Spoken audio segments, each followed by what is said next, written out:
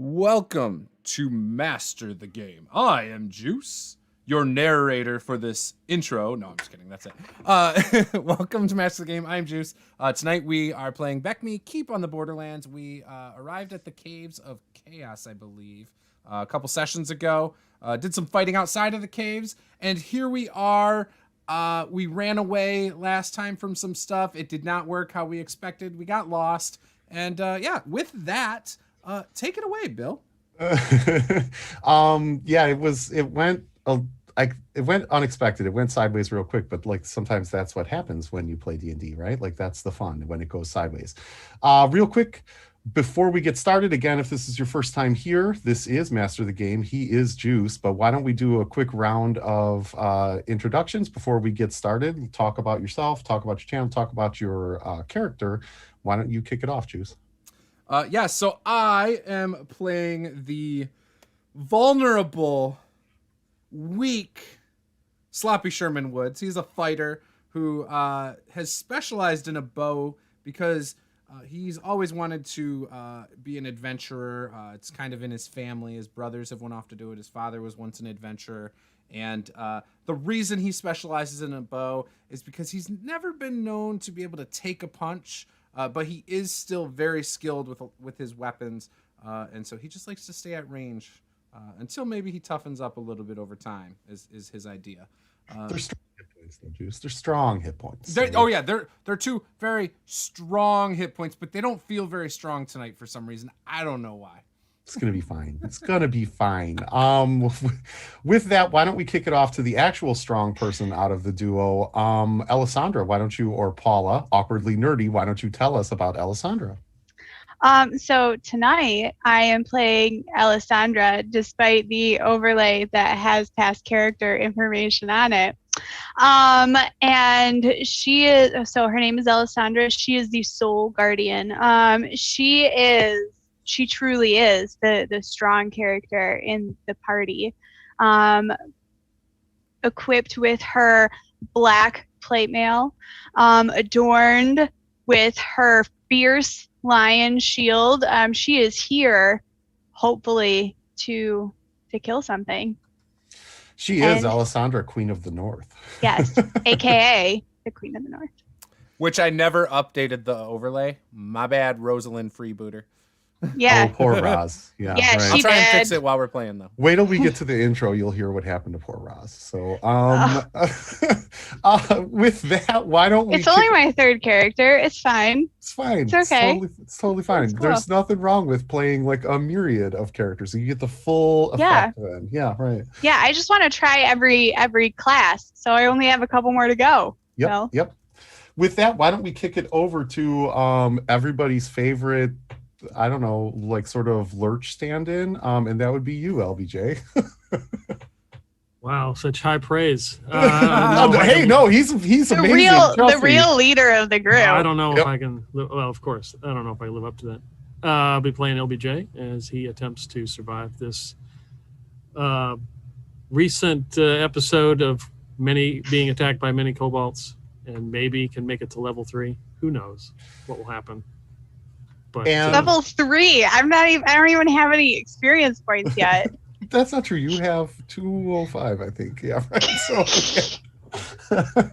What is it like to be level 2, LBJ? Yeah, tell us what it's like to have experience points that last more than one session.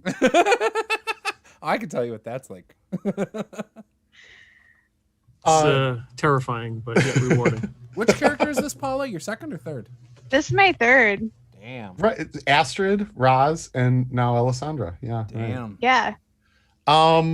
And finally, last but certainly not least, the really poor, I just have to imagine sort of disappointed and disillusioned Athan at this point, who once had grand dreams of becoming a bold and noble knight, a paladin, if you will, and who is now a murder hobo. So, Dave, why don't you tell us about Athan and how he's feeling?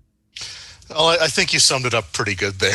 This is he's definitely seeing his ambition sort of just fall away with every questionable decision that Sherman and LBJ make for the rest of the group. But he's still I mean, determined to. LBJ. I don't make these decisions. Sure, LBJ leads me. Well, that's probably part of the problem. But yeah, he's still hanging in there, and hopefully his experiences with the Remnants won't disallow him or disbar him from that paladin status, provided he survives this session. That is that is yet to be seen. If you didn't watch last session, you should go back and watch last session. I mean, later, like you can basically find out if they die. Yeah, but last session was actually pretty good, which brings us to me. I am the humble and honored dungeon master to be able to lead the Remnants through this wonderful adventure that they are on. And with that, I think that we will kick off tonight's session. And of course, we're going to kick it off with my intro from last session. We begin tonight's session in a dank, dark cavern. The foul stench of death and decay permeating every surface. It hangs in the air, invading every crevice and cranny. A tangible presence, almost sentient, as if the odor is actively trying to invade and infect all that it touches. Crude furnishings carved from driftwood and fashioned from rotted and decayed oaken casks are dotted here and there across the wide, low-slung natural cave. And a stack of bodies in various stages of decomposition lie on a natural rock shelf that occupies a large part of the northern portion of the cave. Man and animal alike, they are stacked like cordwood. Elk, deer, and smaller mammals make up the base of the ghastly and gruesome pyramid. However, thrown on top in an awkward and unnatural pose lies the burnt and bloodied body of Rosalind Freebooter. Eyes still open and agape, frozen in the horror of her last moments, blood oozing from her nose and mouth, her lifeless gaze frozen and fixed on the scene unfolding around the fire blazing in the middle of the cavern. The stuff of nightmares.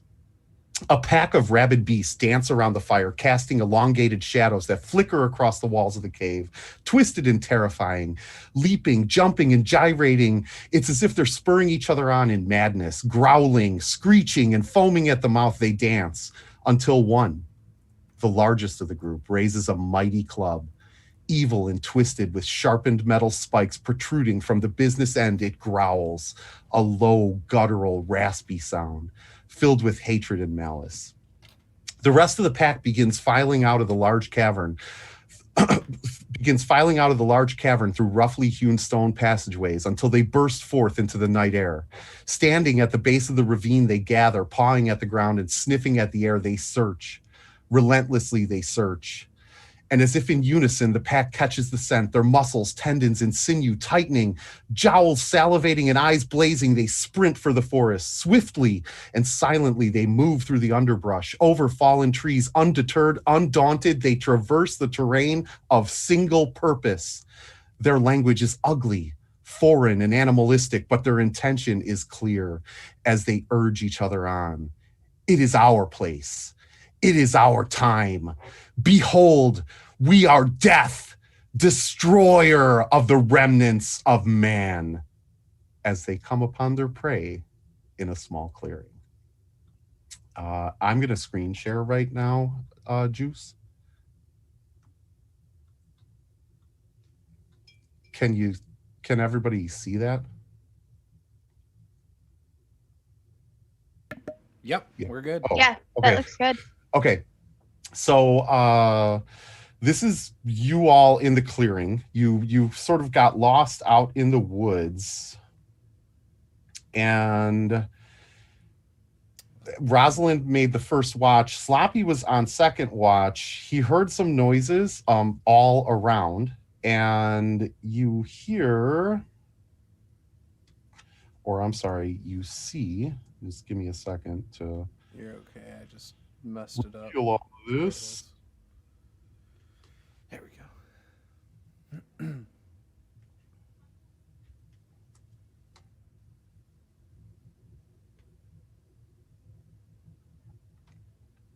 All right. And you see bursting through the tree line. Actually, I'm going to remove the zoom just a little bit. There we go. Oh, wait. There. Yep. Okay. You see bursting through the tree line, sort of to the north east of you and to the southwest of you, this pack of just rabid kobolds advancing. Thanks to Sloppy's, great ear, you were not surprised. So what I'm going to ask is for one of you to roll the most important initiative roll of your life. I will roll for the kobolds, and we will see. We will see what we will see. Oh boy. Who wants to roll that? I think that's gotta be. Pretty I sure think it's that's gotta be you. And let me guess, I roll a d20, right? Yeah, sure. I want that high number. So No, you're rolling a 6 and you're beating a 4. Oops, I still rolled the wrong one. I rolled initiative twice, unfortunately, but the first roll was a 4. Right. So I do have a 4 plus my bonus of 2, so 6. So you act first. Now, again, keep in mind that this behind you, right? Like this is a rock cliff face. This behind is us, like exactly. our backs are to it. This is all open ground, and then where all of these kobolds are on either side, that's the tree line that they're bursting forth from. Okay. So I don't know about anybody else, but I'm doing a missile fire, and I'm shooting directly to the left, and I'm starting with the first one at the top left. Yep, that guy. So this one? Yep. Okay. Go for it. And I will be shooting my short bow. And that will hit armor class 6. That is definitely a hit. Oh, sweet. I was not expecting that. They are AC 7. For 6 points of damage, baby. Okay. Tell me what that looks like. So this arrow probably shoots right between his ribs, striking true to his heart, exactly where I intended for it to hit. Nice. So the arrow lands with a solid thud, so basically piercing his chest, and you hear sort of like a kind of a moaning yelp as he falls to his knees. And who would like to go next? Is there other missile? Okay, so wait. First of all, I should have asked: is anybody just doing movement? I'm not just doing movement, but I would like to move into melee when I get the chance. You absolutely can. And so, which direction are you? Which direction are you moving? I'll move basically into melee with the one next to the one that Sloppy shot. Okay. So, like here? Yep, that's perfect. Okay, perfect. Yep. Actually, can I go up just one square just to sort of be a slight speed bump in the way of LBJ and the rest? You absolutely can. There, that looks good. Sure. Okay. Oh, wait, is that top one still alive or is that one dead? No, he's dead. I'm actually marking him as dead. Oh, okay. Yeah, then I'll go back down where I was. I thought he was still alive. Okay. Yeah. No, that's the one that Sloppy felled. So right. Yeah.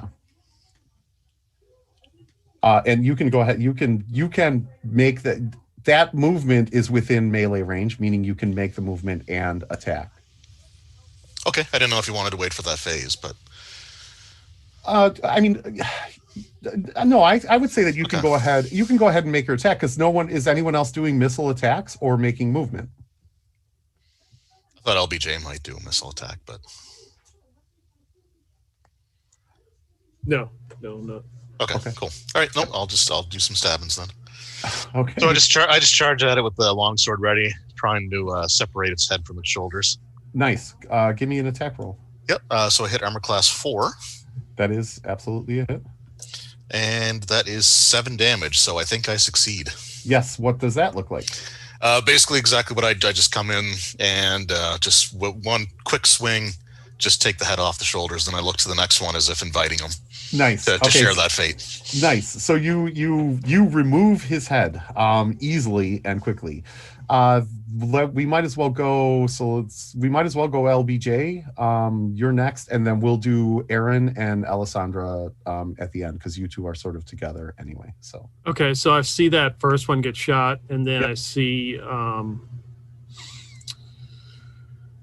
Aiden run up and take that other one out. I'm going to run up next to Aiden where he killed that one. Yep. And I'm going to attack that one that's right in front of me. Gotcha. So just so I know. All right, you're going to here is where you're going next to Ethan? No, up, go up and sorry. over. Yeah. Basically like right next to on that corpse. Oh, you're going next to the corpse. So here? Down one. Can I occupy a He wants square? to be on top of the corpse. There He you wants go. to You got it. run up and jump on top of its dead body. Yes, Yep. you are on top of the corpse at this point. So Okay. yes. Do I technically have the high ground? No, I'm just kidding. It's pointless otherwise. That's right. All right, so I will attack him then. Natural 20.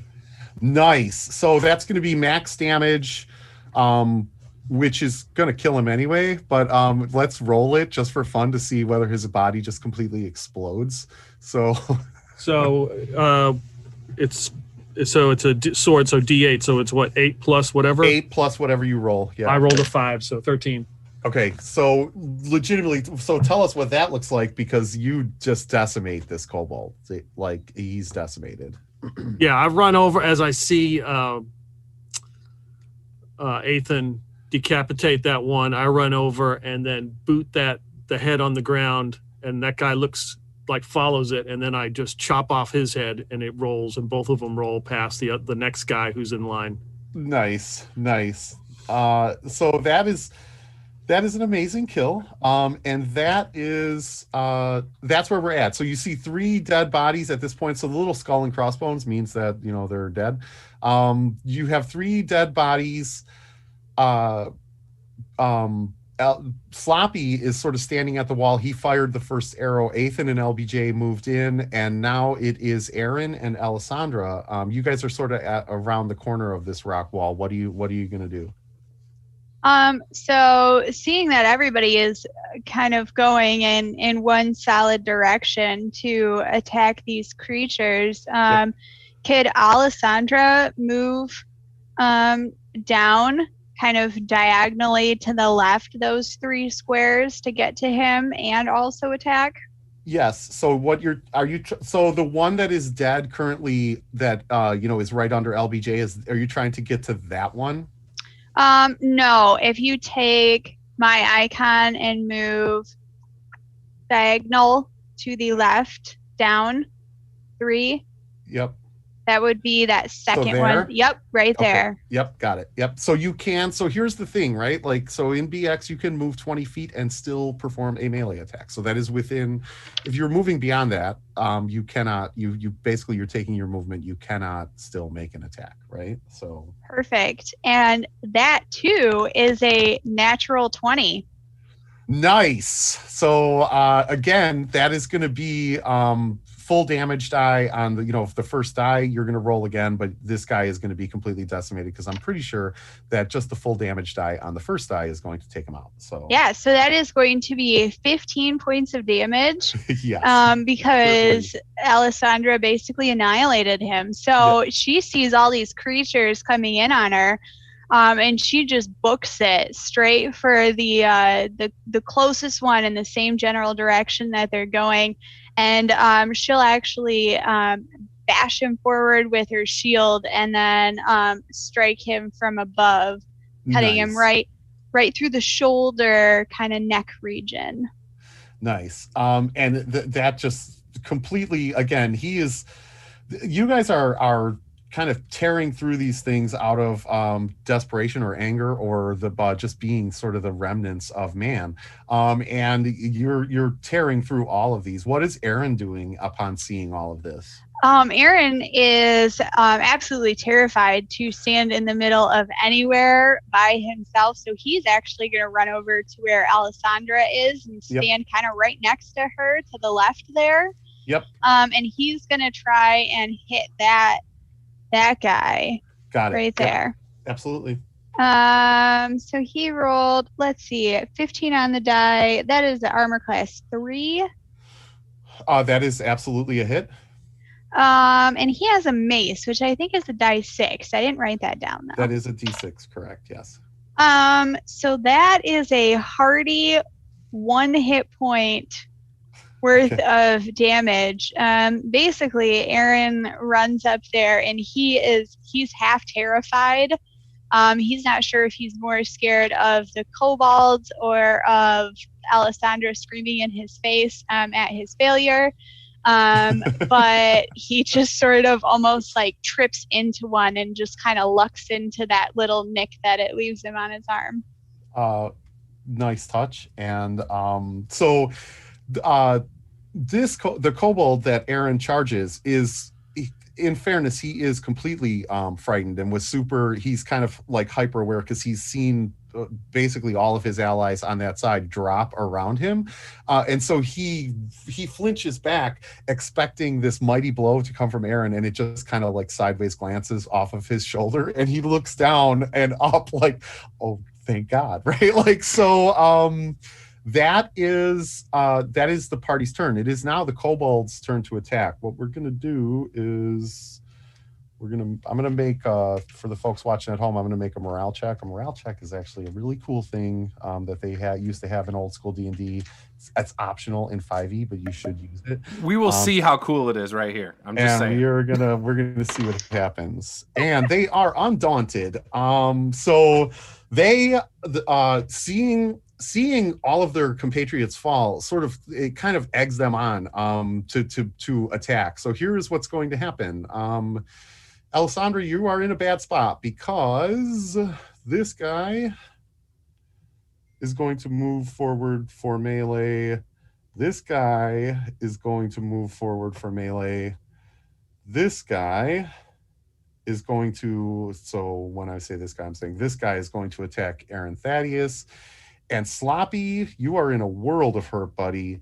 5, 10, 15, 20. This is telling what my friends think of 10, me.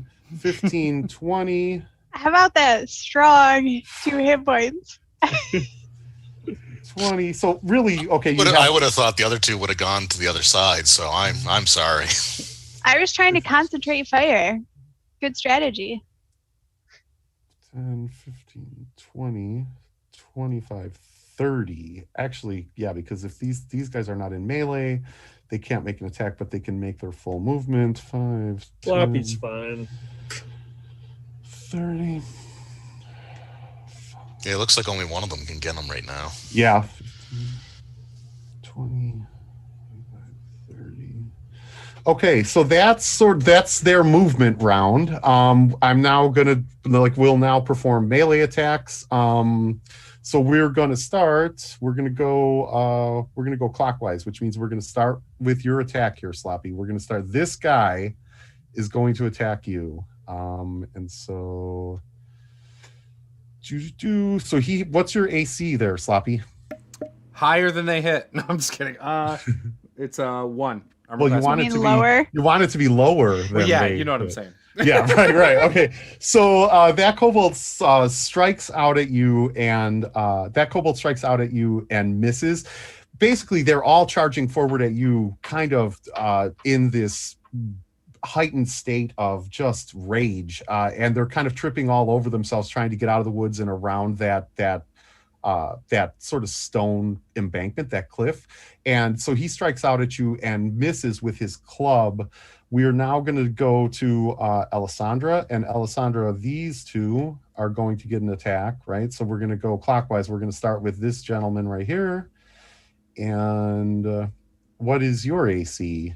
It is a 1. Okay, so he strikes out, and again, they're so frightened that you completely just kind of you cleaved their compatriot in 2. They are so frightened that he swings his club, but barely, is able to get it around. And the second kobold also misses, which brings us to LBJ. I thought that was Aaron. Aaron. I'm sorry, Yeah. Aaron. Yeah, I apologize, LBJ. Yes, it is Aaron. Can't take down the leader. I'm glad Yes, we got right this here. roll 20 because otherwise LBJ be taking a hit right now. No, that is not true. That is not true. I'm kidding. That is a nat 20 on Aaron. So like, do you see the little green box where it, like if it shows red, that's a nat 1. If it shows green, that's a nat 20, right?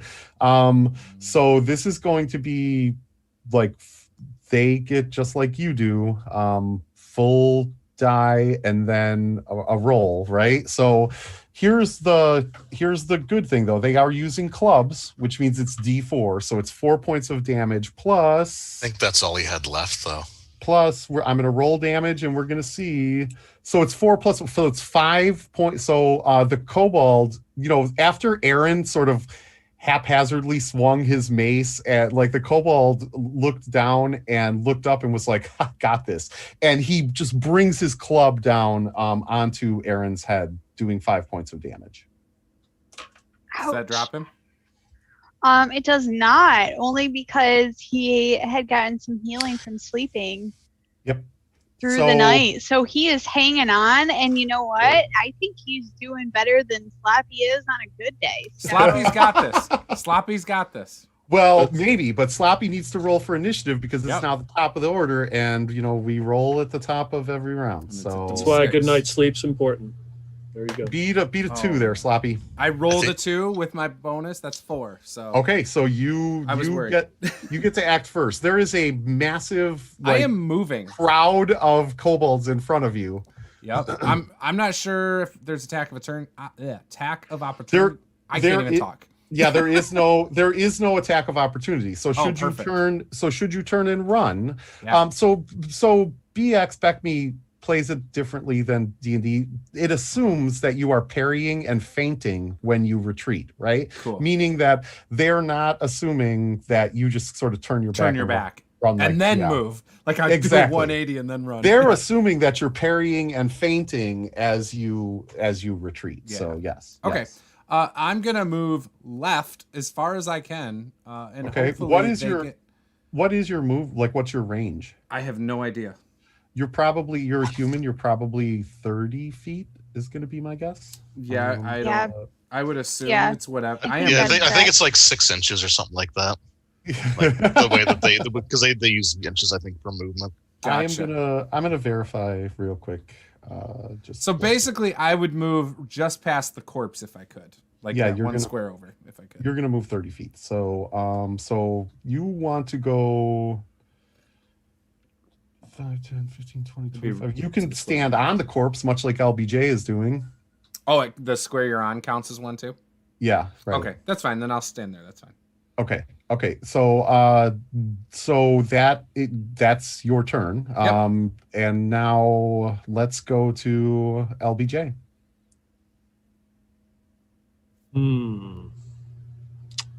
Just so you know, I'm planning on running and stepping in where Sherman was. Okay. So. Okay, Ethan, good for you, buddy. So what I'm saying, so you can, if you're but you're making a movement and an attack, right? So that's that's 20 feet exactly. Yep. So we can do that if you'd like. Or what I'm saying is, LBJ, I was kind of going in that order, but I'm not trying to take his place. I'm just letting him know what my plan is, so he can do his move accordingly. Yep. Got it. Okay. So you're gonna Yep. I am gonna go down to. I'm gonna move down and take on. Move down 1 and take on the one that was going after Aaron. Got it. So there. Yep. Okay. Big money. 11. Ugh. What's your THAC0? Yeah, I don't think that's it. I rolled 11 on the die, so Yeah, I know, but what? So is your THACO 19? I guess is what I'm asking. If your Yeah. THACO was 19, then you just missed. Yeah, right. Okay. Yeah. Okay. So so LBJ swings and misses. Ethan, what are you gonna do? And also, here's the Juice, just to sort of answer your question in case there's, and also for anybody watching in the chat if there's question. The reason that the square that you're on counts is because you're feinting and parrying, so that is considered like movement, right? So that you're avoiding this attack of opportunity. But that's like neither here nor there. It's sort of like Okay. Yeah, I just didn't know because that's not how I've done it in other games. That's all. Yep. Got it. And then Ethan, you're Yeah, so rushing I'm moving forward up to here, or are you rushing into the fray here? Well, now that I don't have support, I'm just going to do the frontmost one. Got it. Yep. I mean, it's not going to make much of a difference. They're still going to surround me. But, Yep. So I will, unless I kill this guy in an exquisite enough fashion that it causes them to break morale. Exactly. Well, it's armor class 4, so that's a hit at least. That is absolutely a hit. Okay. And that is 5 damage. Okay. Tell us what that looks like. Okay, so I just kind of run in. I try to do a powerful strike like I did before. It doesn't quite work, but I still ended up basically impaling the kobold on the end of my sword and then just kind of sliding him off with my shield. Nice. So you rush forward and impale this kobold.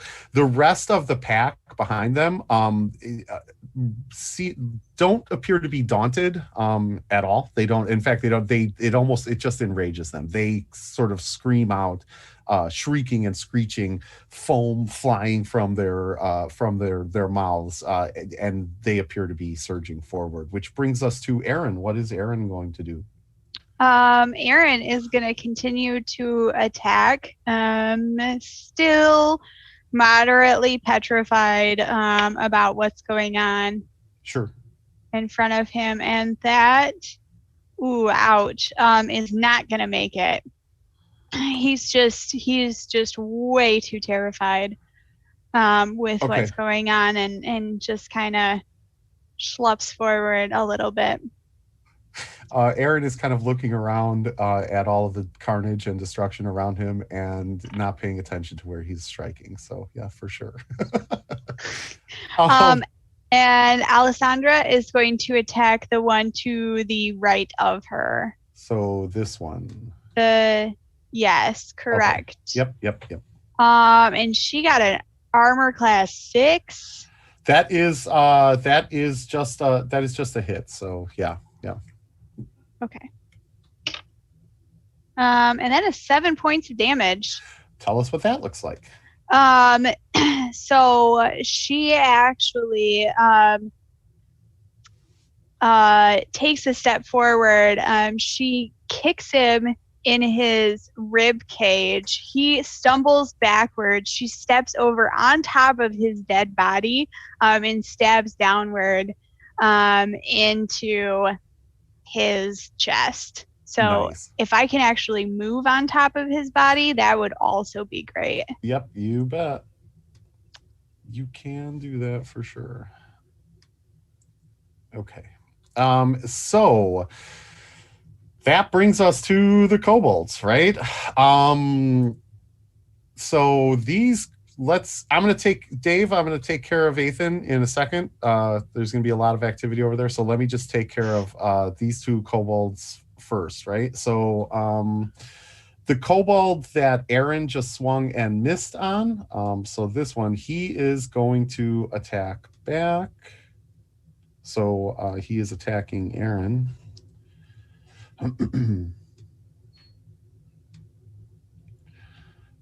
What is Aaron's AC? 4. Okay. It's a hardy 4. It's a hardy 4. Okay, Boy, so 4 would be nice. He just misses, and now this kobold is going to attack the Queen of the North, and that is going to be, that's an AC of 8. So he also misses. All right, Dave, are you ready? Here's what's going to happen. So movement and attack, movement, and attack. Movement and attack. Movement and attack. Movement and attack. But that is going to be Alessandra, right? So, 1, 2. So we're going to start here. This is going to be Ethan. Yep, it's armor class 2. Okay, so that's a miss. We'll go here. Ethan. That's a miss. We're going to go here. Here, I guess is what I'm saying. And that's going to be an attack. That is also a miss. So Roll20 is being nice to you guys tonight. And Yes. and then this will be an attack on Ethan. That is also a miss. And now finally there is one final attack on Alessandra. And that is also a miss. So Roll20 is really rolling like garbage today. Oh, wait. And did this guy attack yet already? Yes, he did. So that is their round. We're now at the top of the round, and we're going to roll for initiative again. All right. Beat a 3. I rolled a 5, so 7. Okay. You guys are up. I am going to shoot the one north of Draven's character. So Ethan. this one. Yep. Got it. 16 was an armor class 3. Oh, yeah. That's certainly a hit. Whoops, that doesn't count. Thank you. And I hit it for 3 points of damage. So close. So you fire off the arrow and it does strike true. And you can see that he is he's definitely hurt. I missed the bloodied. heart. I went through the shoulder. Yeah, right, exactly. Bloodied, if you want to use the vernacular from another game, but he's still standing. And then that would bring us. You know what, Ethan? I would say I would let you go, but let's get all of these other miscellaneous attacks out of the way, and then we'll let you go. Right? That's fine. That's fine. Yep. So, LBJ, what do you want to do?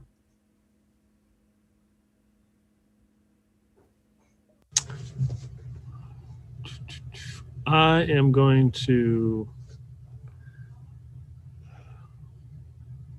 I'm going to run up to where the one that Sherman just shot at and attack him. Got it. So, all right, wait, hold on. So, there? Yep. Got it. Yep. Come on. That's a miss. Okay. So, so LBJ runs up, almost gets struck by Sherman's arrow, and so he kind of ducks and misses his shot, which brings us to Aaron. Aaron, what are you gonna do? Aaron is he sees all these guys kind of coming in on them from the right hand side, so he's actually going to move to the left a little bit as he tries to just swing at this kobold that's left in front of him. He's hoping So that like maybe that? maybe if he kills this one, that he can just kind of hide behind that tree back there. Good for him. And that is an armor class 2. That is absolutely a hit. Yep. And that is 5 points of damage. Okay, so tell us what that looks like, Aaron. All right. So Aaron kind of pivots around a little bit, and this kobold is, leaving himself open clearly on one side. And he's able, as he's kind of pivoting around, to just slice him right across the side of his body. Nice. So at this point, Aaron is sort of standing amidst this pile of corpses, and that brings us to Alessandra. What are you doing, Alessandra? You now have, basically, you have 4 kobolds kind of surrounding you, right? Yeah. 2 so of which are currently engaged with Ethan, but they're still within melee range, and then 2 which are actually on you currently. yeah, she's going to continue to attack that one on the bottom left there. That she's kind That of. one? She's tried to. I don't know if she tried to kill him or not. No, she didn't try and kill him yet, but she's going to attack that guy. So this guy, though, we're referring to, right? Yep. Okay. Correct. Yep. So I can't see my die. That is definitely a miss.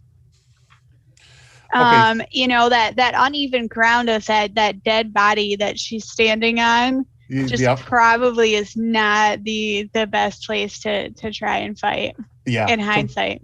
Completely agreed. So here's what's going to happen. So this kobold here. Do I get my attack? Oh my gosh. Ethan, I'm so sorry. Yes, No, of that's course. all right. Of course you get your attack, Ethan. I'm so sorry. Yes. No, that's all right. So I will do that now. I guess it makes more sense to try to at least eliminate someone. So I'm going to go after the one that's been hit by the arrow. Okay. Because if I hit it, I'm pretty much guaranteed to kill it, I think, with a minimum of 3 damage. Okay. Armor class 1. That is absolutely a hit. Okay, so that is that was max damage. That was 10 points. So he is obliterated. You added insult to injury. Like, I feel like you almost stabbed him and then pushed the arrow further in, right? So he is absolutely obliterated. What's going to happen at this point is this kobold.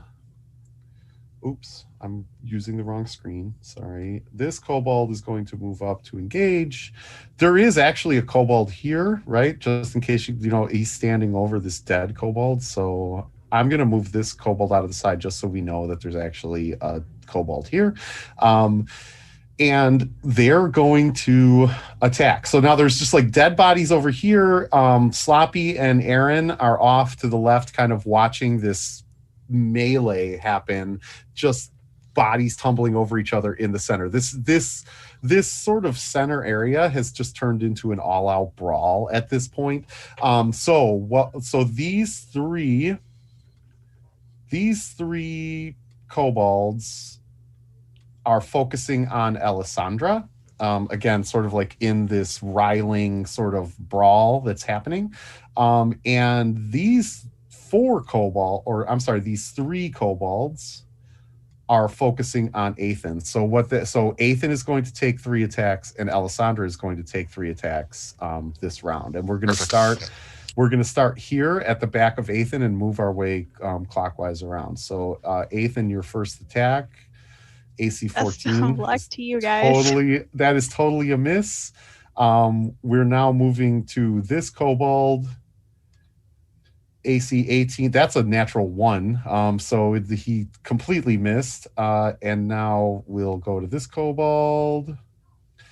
That is also a natural 1. Jeez. Okay. You know what? Roll 20 is garbage. And now we're going to move to Alessandra and we're going to start. I don't know. It seems to be going pretty well. The views reflected by our Dungeon Master do not reflect Master the Game. Open for sponsorships. We're going to start here, Alessandra, with your first attack. And that is AC 11. This is really bad. We're going to move to the next one. That is another. Okay, look, that is 3 natural 1s. I mean, that's not even like, what are the odds of that? Like, that's, you know what? Sounds like the morale is crushed. Yeah, I'm just saying, exactly I'm going to buy some lottery tickets tonight. So. And that is the DM's morale is crushed. That's for sure. That is an AC of 17. So like I rolled a 2. Like that's just okay. So that is their turn. Not a single one. 3 attacks on each character, not a single one hit. You guys are on fire tonight. Now you understand why I like using real dice. The gods are in your favor. No, I like rolling publicly. I like seeing rolling publicly because I guess what I'm saying is if those were 3 20s in a row, then you guys would be like, oh, you're trying to kill me. So like I do like I'd be like, Bill's holding back. Like he's totally fudging his rolls. Like he's purposely not hitting us because we all thought we were gonna die. So exactly. So that brings us again to the top of the order. Let's do initiative. I got a 6. I beat a 6 there, Sloppy. All right. Dude, you better Should do I it. show the camera? Should I bring it down? I can't No, see. I The believe you. audience can't see either. So I 100% believe you. 5. Okay, Three On the plus die? 2 is 5. so the kobolds actually get to act first this round. They are not moving. They are continuing to attack. Here come those nat 20s.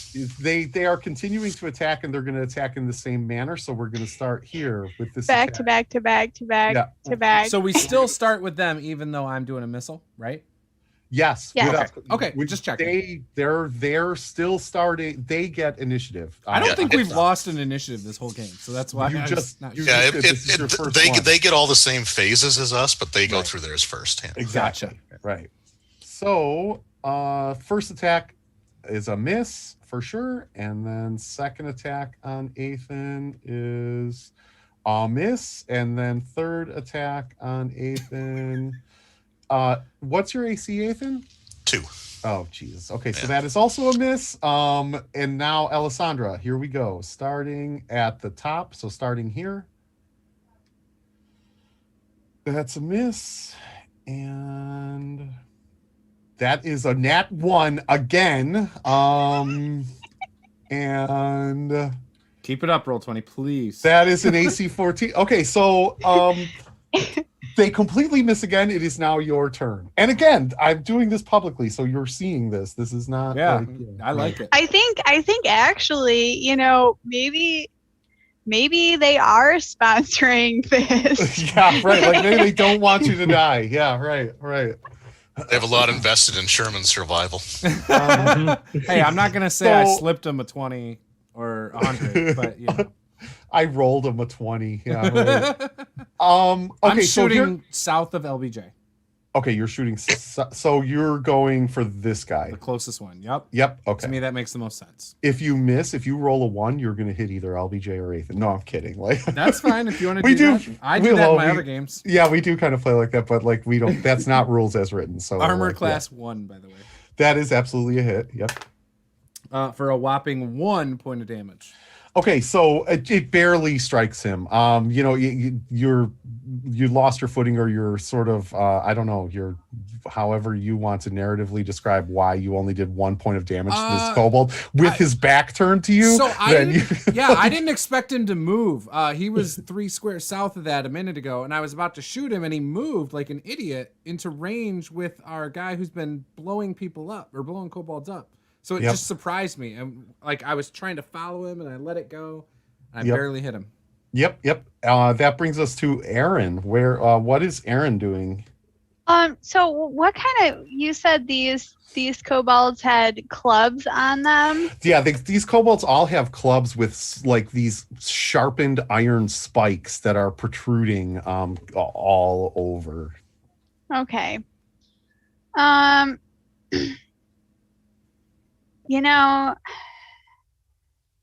I guess Aaron reluctantly, very, very reluctantly, will move to 1 square to the right. Okay. Just 1 though. So And he's basically just like standing in the middle of the melee. He is in like melee range with this yeah, guy. he doesn't have any ranged weapons. Okay. He was hoping to pick something off the kobolds, but he realized that, he actually really does kind of suck at throwing things. So maybe he should step forward and at least try and hit that guy. Okay. I don't think clerics can have a lot of different range weapons to begin with. Like maybe Yeah. a sling. A sling. Yeah. Right. Yeah, that's what I was. and holy water. Like, yeah, right. So I mean, he does have some holy water, but he's gonna hold on to it for right now. So that's armor class 4. that is a hit without question. That is a solid 4 points of damage. Okay, so tell us, man, Aaron is, for being sort of like, for not wanting to get involved, Aaron has dropped 2 now. Tell us what that looks like. Yeah, so he actually, again, he was kind of just looking to see if these kobolds had anything. They got nothing.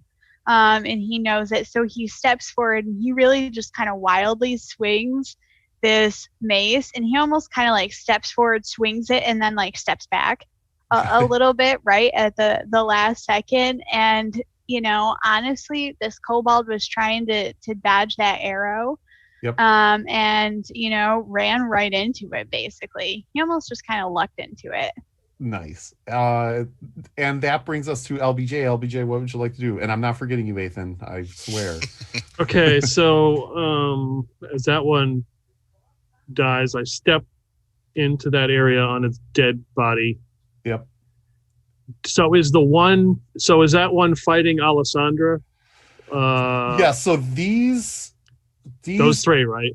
These three are focused on Alessandra. And at this point, these two are focused on Ethan. Okay, so the one fighting Alessandra, is that back two? Is that considered backstab or no? Yes, without 100% without question, yes. Okay, then we'll see what happens. Go back in.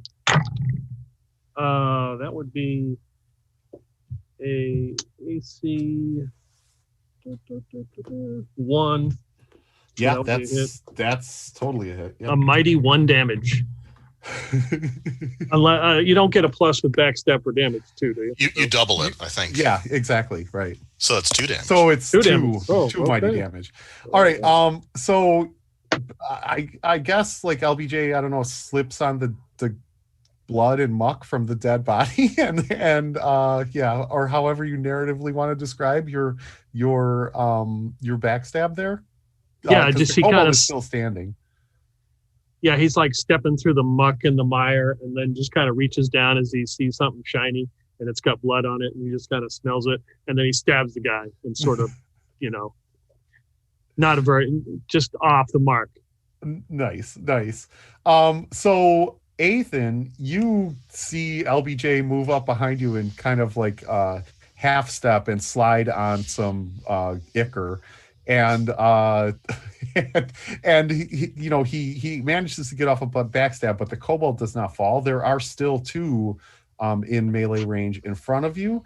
There are, you are technically surrounded, but these other two are otherwise these two are otherwise engaged with Alessandra. Yeah. Okay. So I'm going to look at the one directly in front of me, Yep. and I'm just going to tell him, you should probably run. And I'm going to swing at the one above him. Okay. Yep. So this one. Yep. And, that's a natural 20. Nice. So that's a minimum of 11. So Yeah. I think I got him For sure. Yeah. Right. For sure. Tell us what that looks like. So as I say that, I don't even look at the one I attack. I just shoot my sword out and impale him right through the throat, and then drag the sword down to cut through the rib cage and everything to free the sword from its body. Nice. Kobolds are dropping like flies. And I look at him again. It's just like, now would be a good time. Yeah, right. Well, we're more than half at this point, so there will be a morale roll. But that brings us to Alessandra. Alessandra, what do you want to do? You have 3 kobolds currently engaged with you. Yeah, she doesn't seem to be too worried about it for whatever reason at this point. But she is going to try and attack that one that LBJ did backstab. This guy. Yep. Yeah, that guy. Sorry, these days are hard to read in this light. That is a nat 20. That certainly is going to do it because he was already wounded. So tell us what that looks like. Yeah, so after LBJ kind of, slipped a little bit and barely nicked this thing, she just rams forward, thrusting her sword right through its midsection.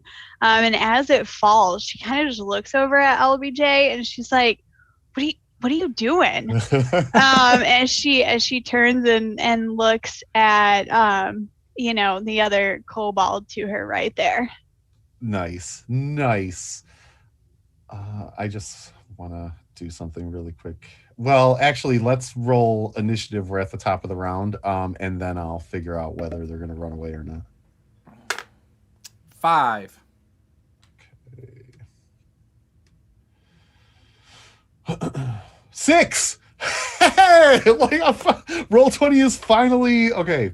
So they actually get it's their initiative. All right. It is their initiative.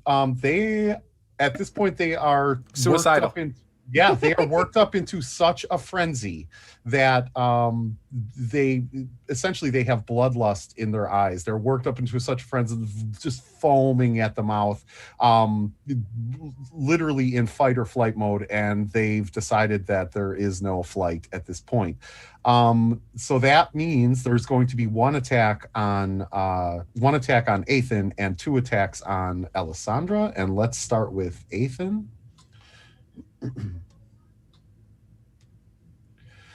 Nope, of course not. And then let's go with Alessandra. We're going to start with this guy.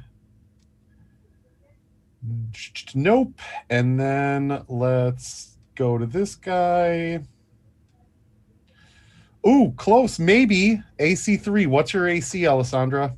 Oh, it's a hearty 1. Okay, so nope, he absolutely he misses. Which brings us to the remnants. How do you guys want to mop this up? Yeah, Man, I'm gonna tell you this. This sincerely did not go the way that I thought it was gonna go. Yeah, we were pretty dice sure. rolls, man. Paula and I were planning on rolling up new characters at about. Yeah, we thought for sure TPK. Like there's no way. And literally if this had happened without us seeing these rolls on the side, we'd be like, you would think Phil's making this stuff up. He doesn't want to kill us again. Yes. We'd be like, man, he's playing so soft on us. Well, to be fair, a kobold hitting armor class 1 and 2 is not very likely to begin with. It's really not. Yeah. Right. He has not rolled over like yet. 70 times though. I mean, 14 but times Peter's 4, right. Now that we say that, somebody's about to die. I am gonna say I've at least won this. These are the first 2 initiative rolls that I've ever won against this party, and we're in like session 7. So yeah, right. So yeah. So I, seeing the new person who I'm trying to earn favor with, I will shoot the one to her right. So and if I have to move to get a clear shot a little bit, you're saying you want to shoot this guy? Yeah, and because I mean, which means you're going to fight between me and him is. But you're going to have to fire through Aaron, LBJ, Ethan. Yeah, I don't have a clear shot on anybody though. That's like you could if you move down. Could you? How much can I move with still shooting? So let's try something. I'm going to try to get you into range. Because I think, here's what I will say, right? Like, so I think I'm willing to take it. I've shot over every other person's shoulder too. I think that. Well, not every other person's. You shot over mine like 6 times. True. I think that would get you into range. Basically, you're firing over Alessandra's shoulder, right? Perfect. That's going to be 20 feet, and you can still fire. Yeah, that's common for me. I can handle that. Right. I thought I could handle it. Alessandra, she's going to be armor class 9. So nope. Shoot it off into the woods. Yeah, it was a sloppy shot, if you will. So it's all her fault. Her black shiny armor distracted me. I get it. Yep. Also, I want her you to butt. know, I can't figure it out. Well, I want you to know that I searched long and hard to find a red-headed avatar, Paula. So like you should appreciate that. Like, so yeah. And then let's go with Aaron. What is Aaron doing? Oh yeah, sorry, that's me too. Yes. So Aaron is kind of actually just looking around, and he's like, there's really nowhere for me to get in here. And he just kind of pretends like, so he's going to move forward 1 square. Nice. And he's going to pretend like he's trying to navigate over that dead body, but he's not actually going to navigate over that dead body. He's pretty terrified, but he doesn't want to look like a coward. Nice. That's the real key right there. Nice. LBJ, what would you like to do? I'm going to move up above Ethan in that square on that body. Yep. So and attack the one that's in front of him. Yep. Yep. Got it. Yep. So, and you're going after this guy. Yep. Oh man. Nope. That is a miss. Okay. So LBJ is not, he's not feeling himself today. He must be sobering up. So he needs to refill the never-ending cup. Which will bring us to Athan. Athan, there are 2 kobolds in melee range with you. The one that is directly in front of you, one that is down on Alessandra. I'll actually attack the one that's been attacking her. Just that way we each have one on us instead of her getting attacked twice. Yep. That sounds like a very Athan thing to do. Yeah. It does, yeah. putting someone else above myself. Yep. So let's see. Armor class 6. Armor class 6, yes, is okay. Armor class 6 is a hit. Yes, sir. Perfect. And that is 6 damage. Tell us what that looks like. So this one isn't as glorious as the other kills. I just sort of come across and just get its throat and then focus my attention back on the one that still hasn't run yet. And I'm trying to figure out why he hasn't. Yeah. They're just not rolling well at all, even to save themselves. Yeah. So there is that.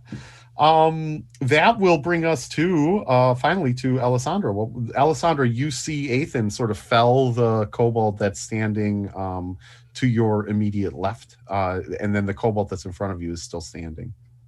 So seeing that, she does look over at Athan, and she does kind of wink at him a little bit before she turns to address that other kobold right there.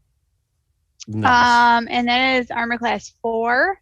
That's a hit. Yeah, these guys are AC 7 if you haven't figured it out yet. So yeah. And that is 6 points of damage. Tell us what that looks like. Okay, this is not fair. She actually pivots around and shoves the kobold forward with her shield, forcing him to trip over his dead friend before she stabs down through his chest, impaling him into his comrade there. Nice. And then that will bring us to the top of the round with initiative again. So here's the thing, right? Like, just for folks watching at home, more than anything else, the morale mechanic sort of works like this. I could and probably should just say that this guy is going to drop to his knees, but here's what happens. After the first death, you roll a morale check to see what they're going to do. After half of the group or more, meaning the monsters, have died, you roll for morale. Generally, if they make a second morale check, meaning like you check for morale twice, if they pass twice, they're done. They're going to fight to the death. However, as DM, I am going to adjudicate. I'm going to say that seeing all of these folks die around him, this last kobold, who is, basically they're vicious in numbers, but quite cowardly on their own. This last kobold drops to his knees. So rather than have us roll for an initiative roll, this last kobold drops to his knees and is just cowering, almost pleadingly, looking at the rest of the party. He drops his club, drops his weapon, and drops to his knees. So I'll just say we are now out of initiative order. So I'll just say finally you made the right decision. Take us or guide us back to the caves, and we'll consider sparing your life. So what are you speaking in? Oh, I'm speaking in common, so you probably don't understand that. So he's just looking at you, confused, sort of like with this dog-like look where his ear raises. He looks completely frightened, is cowering, tail between his legs, but clearly has no understanding of what you're saying. And in fact, as you're saying these things, he's kind of wincing back. So yeah. Put a leash on him. That's fair. He doesn't know anything. I got rope. No, I just want him to guide us back, because he would know the way back to the caves and we don't. Yeah, that's why I said leash him. Once the sun comes up, we're going to figure it out just fine. You're going to keep him alive? He has surrendered. But he's got a nose, too. Just for clarification, how locked into our alignments are we in... So here's... Also, I'm stopping the share, Juice. We're kind of out of initiative. I don't necessarily need it right now. So you are not. What I'll say is, right, again, You are chaotic, you are neutral, or you are lawful. There is no designation as to good or evil, right? It's just whether you are you a stick to the letter of the law kind of person, or are you just a free-spirited, chaotic person? It is up to you to decide whether your character is good or evil. That has nothing to do with your alignment. Like BECMI BX does not assume good or evil. It just, are you a letter of the law person, or are you more of a free spirit? No, Well, I'm, at this I'm a point- letter of the law person. I guess I assume I'm a chaotic person because I wrote down that my alignment's good. So I just decided I'm not even going to choose an alignment that exists. So, all right. I mean, do you really think he's going to lead you back to those caves? I think so. You know what he's saying? I don't know, but someone was able to speak with him before. I forget who was it. Was it you? Were you the one that actually? I can't remember in the session where someone actually was talking with him. If it was you or Sherman. Not me. It's It was me. Right, because there is alignment. There is because you have your alignment language. language. Yeah, exactly. That's right. And that's why I asked. I forgot Ethan about that. What you were speaking in? Are you speaking in common, or are you speaking in your alignment language, or right? Either way, he's not going to understand. I step up Gotcha, and gotcha. I say, this guy in chaotic, this guy is going to leash you, and you are going to lead us back to the caves, or you are going to suffer a miserable, slow, painful death. So, in fairness, you can't really get into that much detail in alignment As language. much as I can. But your point is clearly across. He legitimately curls up almost into a fetal position, and much like a dog, kind of turns a little bit and exposes his underbelly as. You take it as a sign of submission, and in chaotic, you sort of get in that broken sort of language. Yes, submission, like submission. Don't hurt me. So I tell Ethan, I said, he is willing to lead you there, and he will do it willingly, and he just wants a treat when we get there. I say it very nicely. I have a big smile on my face the whole time. He just wants you to scratch his belly. I can't speak chaotic, so I'm inclined to believe him. I'm not going to scratch his belly though. That seems a little degrading. Not yet. You gotta build a rapport first with your new dog minion.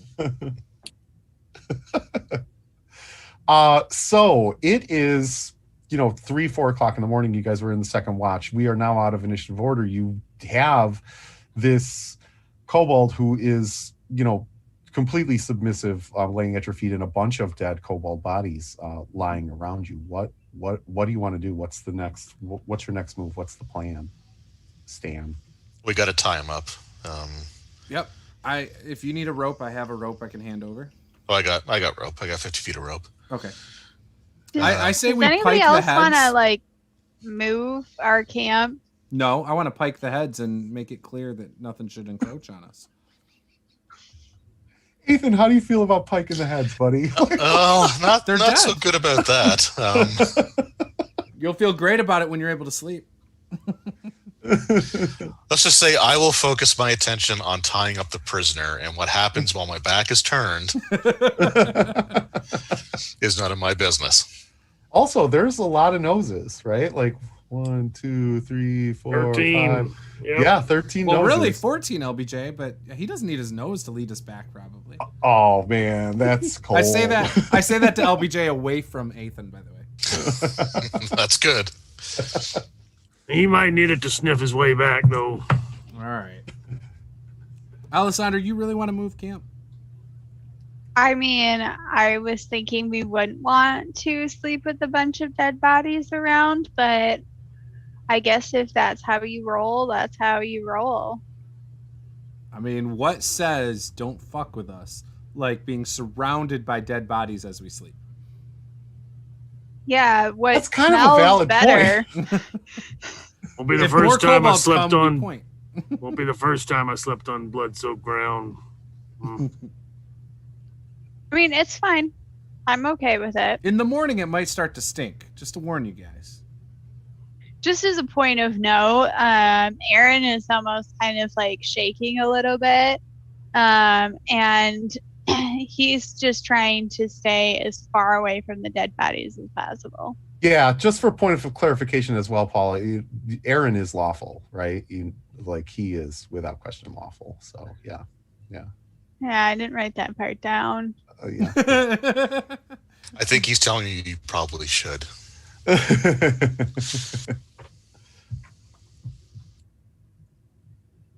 We can move All right. camp if you guys want to. It's nighttime though. We can't move very far in this. Yeah, I mean, I guess we just stick it out for a few more hours. Sun will be up soon. We'll make our way back to the caves. I think I've asked you this before. I don't think I can retrieve any arrows, can I? Out of the ones I've shot. So you can't. Okay. No I guess what I'm saying is there's no here's what I'll say. There's no rule as written about that, right? But like we can do kind of a rules as intended. At least I am not there may actually be a rule as written in BECMI. There is no rule as written in BX.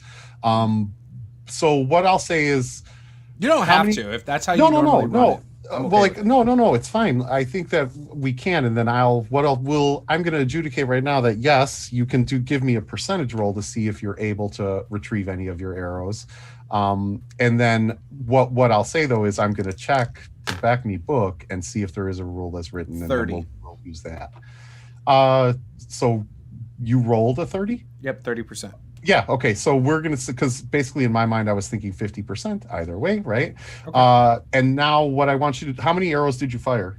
Total, I've fired 12 the whole game, but I don't know in that combat. So just roll a D12 and we'll see how many you recovered.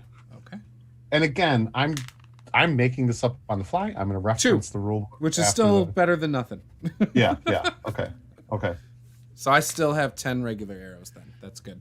Sorry. I was just looking at my character. I haven't used one yet, but I have a short bow. What kind of bow are you using? Short bow. Okay, I have 40 arrows. You can have half of them. Oh, sweet. Yeah. Thank you. So I have 30 arrows. Point of clarification, has anyone actually tied up Fido? I was doing that, yeah. Okay, yeah, okay. Yeah. Okay. Yeah. And then you guys are you're not moving camp, you're bedding down. Are you setting up watch? Oh, yeah. Okay. Yeah, I think it's probably my turn to go to sleep, though. I'll take because watch. It doesn't matter. I haven't been hit. I can take watch again. It's not a big deal. I just haven't slept I'm pretty yet. good at, pulling all-nighters. Not that I'm pulling an all-nighter, but I can stay up for a little bit longer. Okay, so I think then, you guys will bed down. You set up the watch, you tie up the dog. I think that's a good point for us to take a break. Like we'll take a 5-minute and Beautiful. then we can come back. Yeah. All right, we will be right back. And I'm going to basically reboot Roll20 and see if, it'll roll better. So yeah. It'll just start over the timer.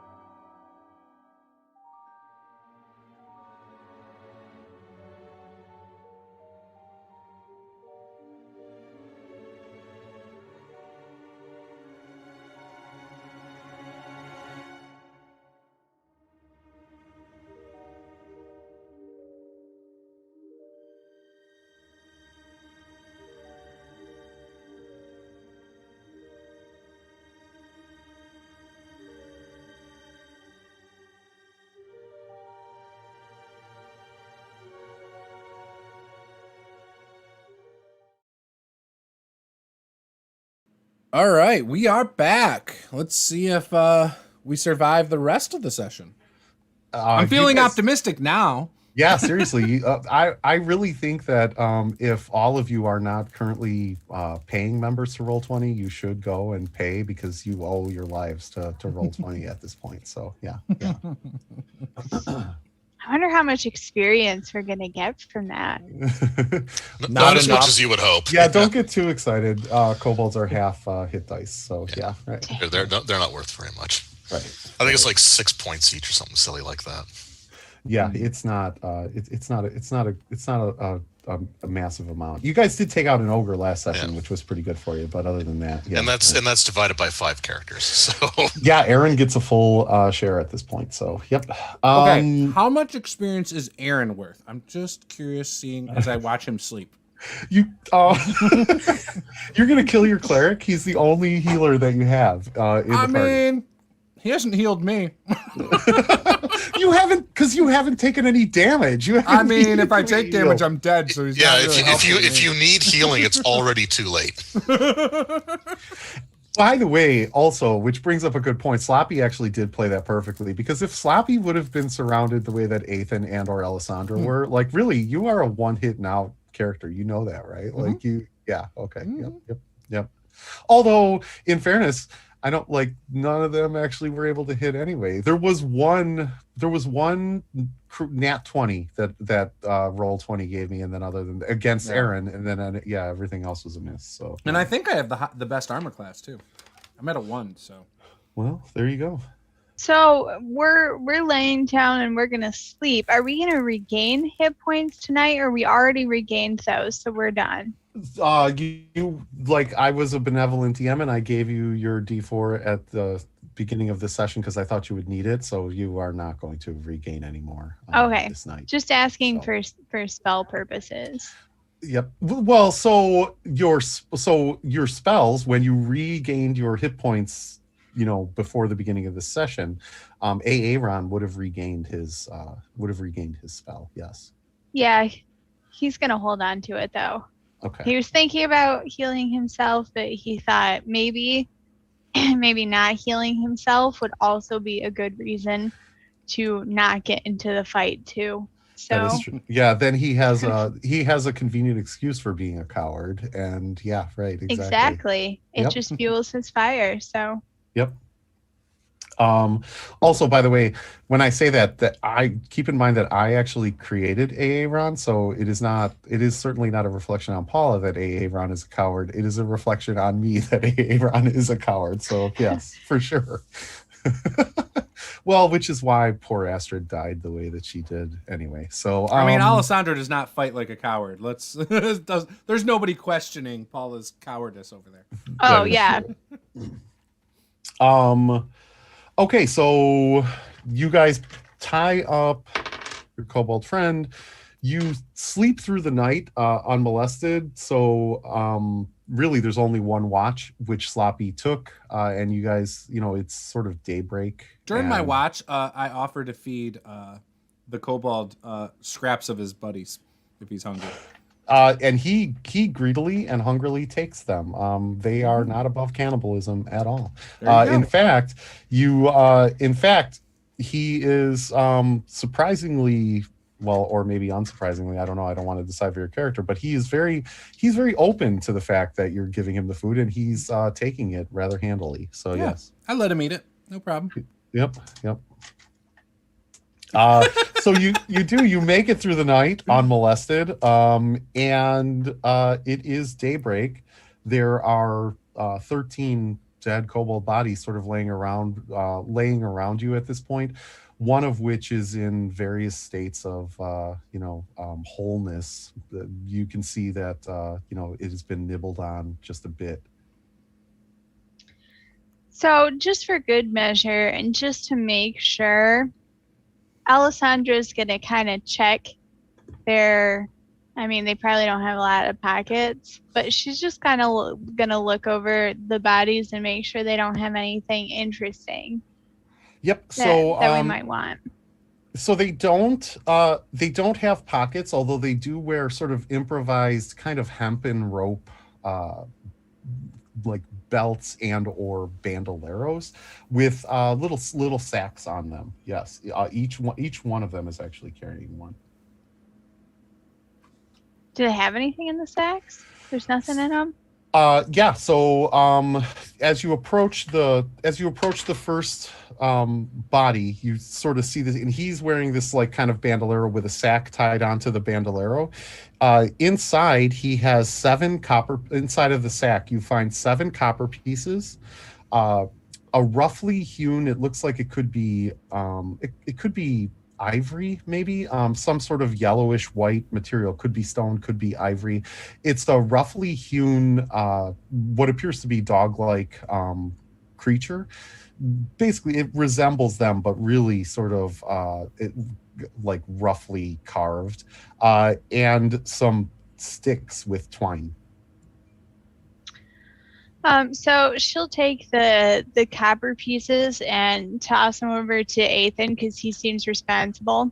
Okay.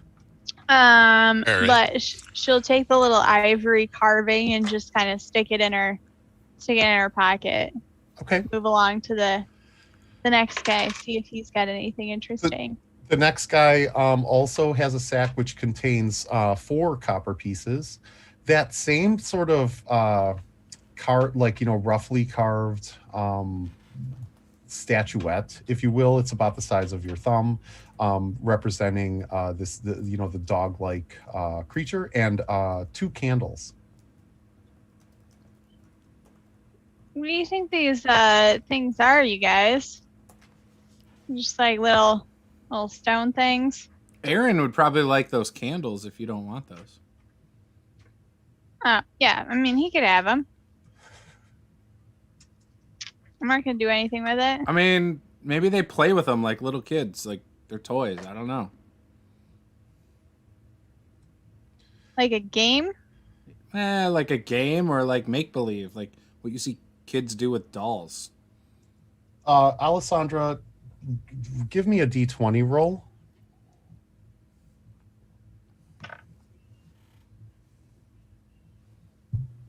Hey, that's a 20. Okay, so in this case, 20 is bad. You want to roll under your intelligence. You're looking at these and you really can't. You have no idea. You have no idea what. They just basically look like, I don't know, crudely carven little knickknacks. In chaotic, I ask, "What is this?" So the kobold looks up at you, and his eyes go wide, as if in sort of shock or surprise, and what you get back is sort of the leader, of course, the great one. It's someone they kind of worship or look up to, I guess. It's basically their leader. He's kind of small, ain't he? I wonder if we had a necklace of these. It would follow you, LBJ. Do you want to try and add this to your necklace? Yeah, sounds like a good idea. I'll check the rest of the bodies, and kind of collect their stuff. If they have more of these, though, I want to put them all in the same bag. I want to keep them. I'm gonna, rather than going through one by one, I'm gonna tell you what you end up with.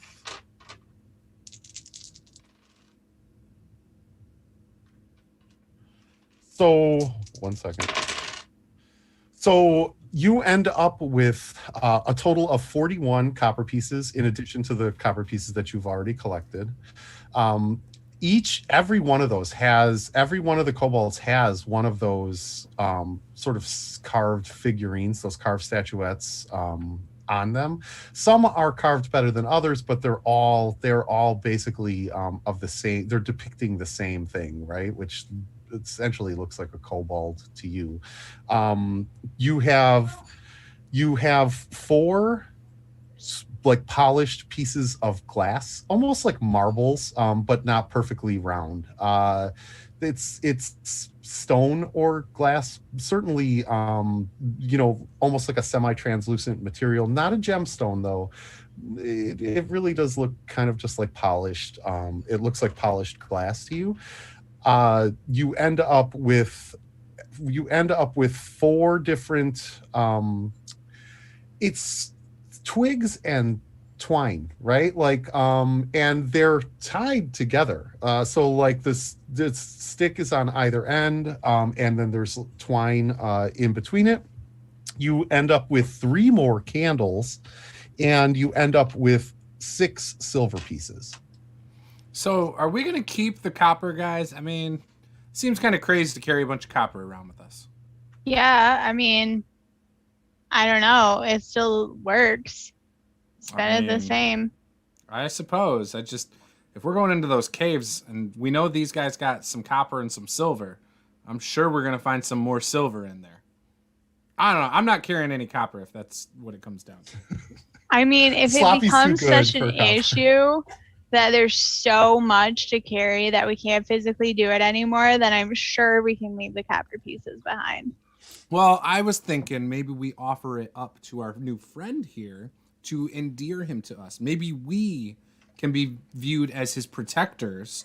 You know, maybe he's got some kobold bullies or something up in there, and he wants to have some real protection, you know? Think about it. This guy could serve us, especially if we're really good to him. I think that sounds like a terrible idea. Have you ever had a dog? Yes, it And was how loyal way was it? better. Way better than that thing over there. That thing is a humanoid dog. Look at it. It smells look- like a dog. It acts you like look- a dog. You look over at the Kobold, Alessandra, as Sloppy says, look at it, and he's basically cowered down. He's tied up. He has sort of, the blood from the offal that he was eating from his compatriot, and he's currently like gnawing at his own side, like he's chewing at his own side as if he has a flea or something. And when Sloppy says look at him, he looks up at you like and with his little ear cocked, like with a dog like confusion. See, he's a dog. He was starving to death. We're taking good care of him over here. Okay, but you have to train him. I mean, I figured Ethan would appreciate that. He seems like a guy who appreciates loyalty. Sounds more like you're going for slavery. What slavery? I'm not asking him to do any work. I'm offering him copper. I'm offering him his little statues of his leader. You're offering him the copper that you were more than willing to just leave behind. No, this has been my idea all night. I've been thinking about it. Like, I don't want their little measly coppers. Look, if you want to bring him along, you can bring him along, but he is your responsibility. He stands next to you. Look, I would All just the as quickly time. put an arrow through him because I'm not a dog person. But Ethan over there, he seemed to show mercy. What are we going to do when we get back to the caves, Ethan? You going to let him free? That was the agreement I was willing to make. An agreement with, look at him. Like, you're going to negotiate with him like that. I'm saying you can train him and he will actually be loyal to you. You're saying you're going to negotiate with him? Like, that So seems again, a little crazy. so again, when Sloppy says look at him, he's sort of chewing on it, and he looks up, cocks his head, and then snaps at like the air because there's this bug flying around his face. Yeah. I'm not interested in trying to housebreak that. It's up to you. If you want to do it, then it's your Oh, no, I'm not responsibility. keeping him as a pet. Like, no. But I'm just also saying, not. when we get I'm also there, not Ethan, going to just execute him because All right, he did surrender. you know what then? I will be nice to him. And then when he least expects it, I'll put the arrow through his spinal cord. Just like I would put down a sick animal at home. Okay. Do you actually say that like the whole part out loud? Wow. Yep. Have I you ever been feel- on a farm, Ethan? I have. Oh. And you have to sometimes put your animals down. It's a harsh reality, buddy. I mean, Well, that's cold-hearted, man. You could Oh have no, just killed it's him actually already. mercy. It's showing mercy. The kobold not understanding common is just he's basically just sitting there looking around wide-eyed in anticipation. He Is- actually looks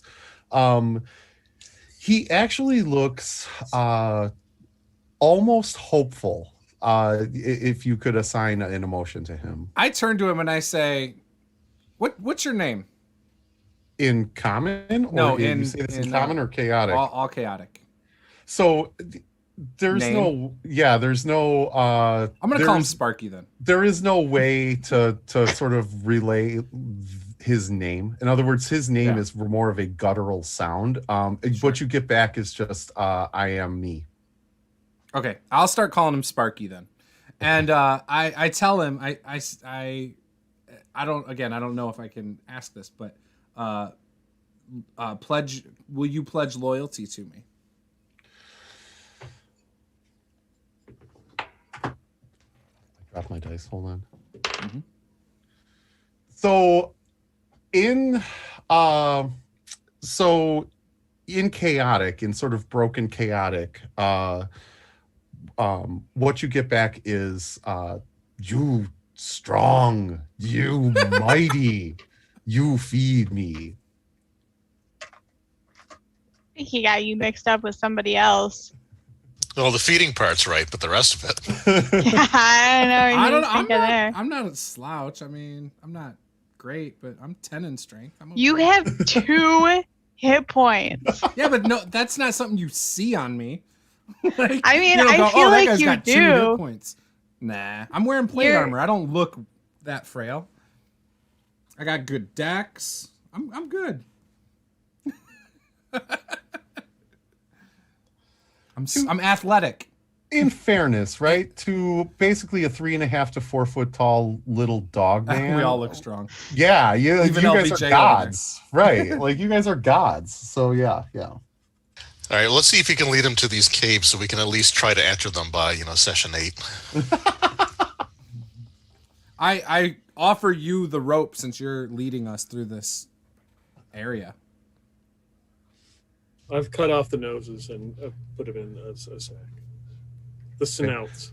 And Sparky sees you cutting off the noses and gets kind of excited because you see him start to salivate a little bit. He thinks that he basically thinks that you're offering him, you're getting him a snack. I tell OBJ he'll eat it, and he really appreciates it when you feed him. If you want to get some extra meat for him. So I cut off a different piece of one of his compatriots. At first, I'll chew on it to see how it tastes.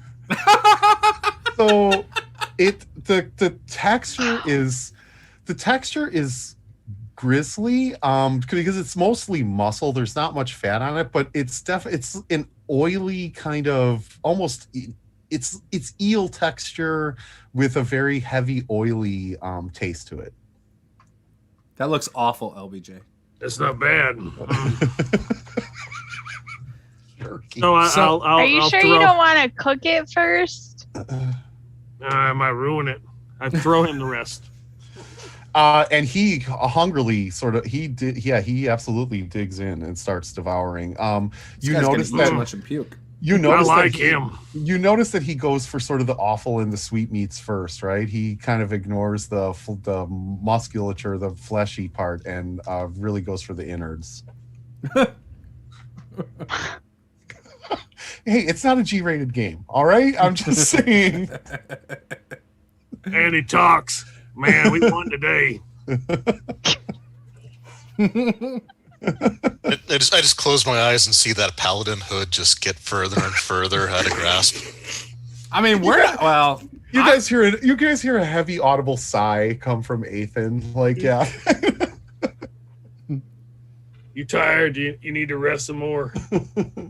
In a manner of speaking, yes. All right, Sparky, are you ready to lead us, buddy?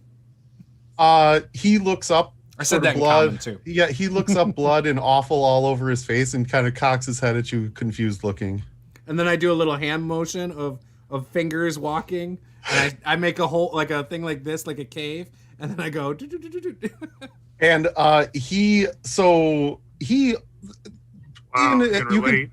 you can tell that there's an understanding. He begins to pull at the rope, and he's moving off in a northeastern direction towards the tree line. All right. Well, we'll let him lead us. I will stay behind Alessandra. Well, who's holding the lead? I handed that off to Ethan. Okay, so Ethan, he continues to lead you in this, in a northeasterly direction. He's actually pulling at the lead rather hard, but you don't get the feeling that he's trying to get away. You almost sense anticipation or excitement as he's moving you as he's moving through the forest. So he's pulling taut on the lead, but not to the point where he's pulling the lead out of your hand. And as a matter of fact, as you come across sort of felled trees or large outcroppings of rock or stone, he actually will stop and wait for you guys to make it around. And then once you make it over the felled tree, he continues to pull at the lead. See, Ethan, he's better trained than my own personal dog I used to have, or in real life, my real dog. You travel for approximately 45 minutes.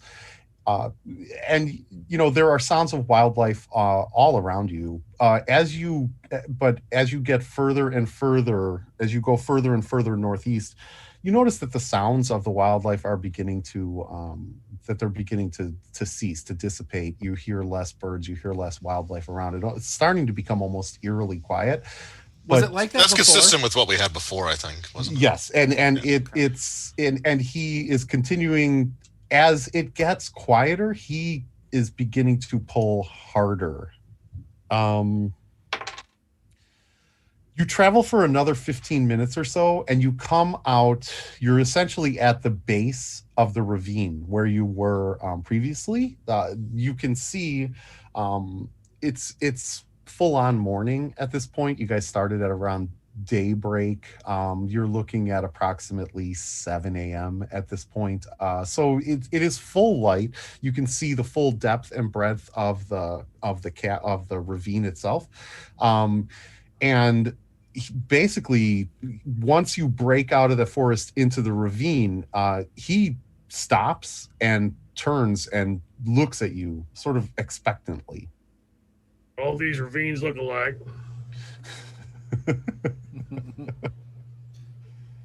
All right. Well, you gonna give him a treat or what? He let us back. My plan was to let him go. So whatever you guys want to do with him is up to you. I'll just turn around and hand the rope to Sherman. I'll take it, and I'll ask, "What now?" in chaotic. Oh, and he essentially echoes back. He looks at you confused, and he says, "What now? What now? You mighty, you're strong. What now?" You turn on us? Ask him where we go in. Oh yeah. Oh, okay. Where should we start? Where should we start? So he points to, and actually, you know what? What might be kind of cool is I'm going to do a screen share real quick. All right. Sorry if this is Go for going it. to cause an issue. Nope, it doesn't.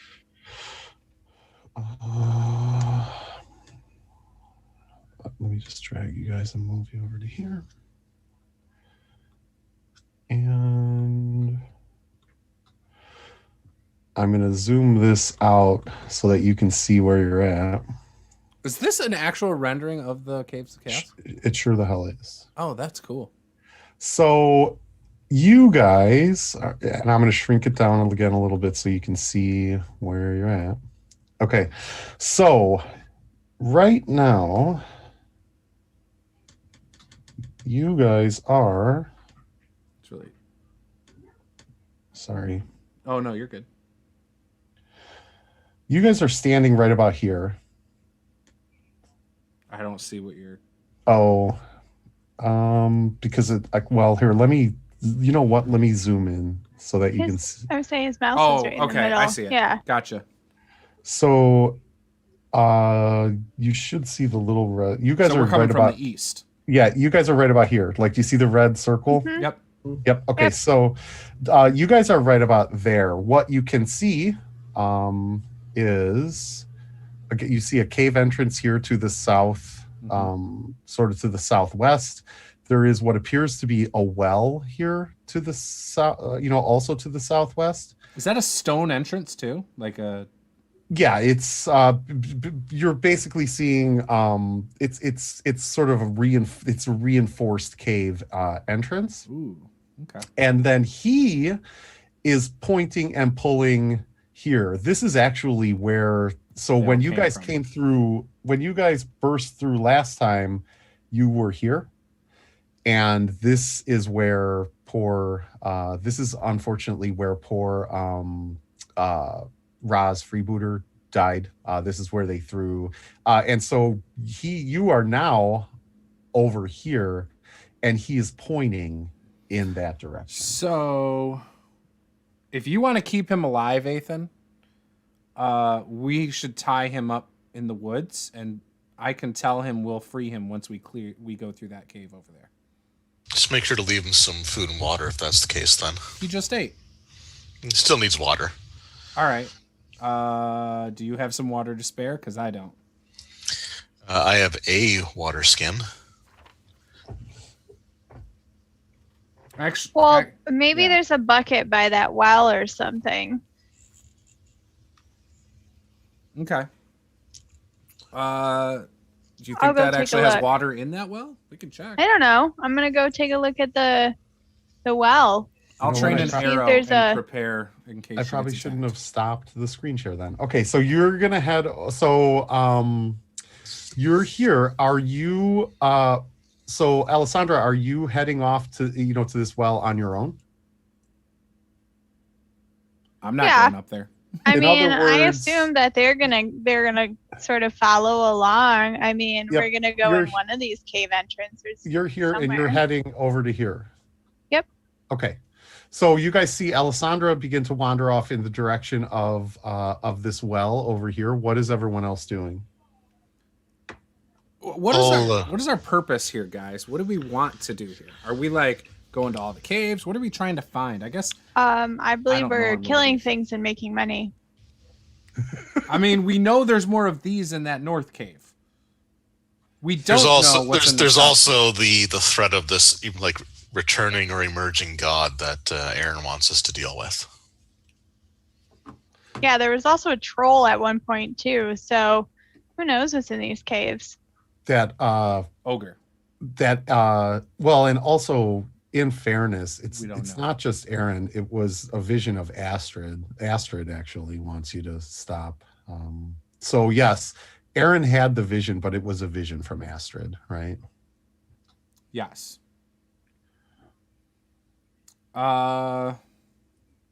I mean, okay, we could start at the south cave too. I mean, if you just want to let the kobold guy go, like the dog guy, that's fine. I'll go with it. Maybe it'll spare us later. So That maybe was my intention, was just to let him go. But and if so you want to make it so that at least he can't warn anybody until we come back out, I'm okay with that too. it is full on daylight. So in fairness, I'm going to give you have a full view essentially of the ravine. So I'm going to give you a full view of the ravine, right? Like sort of.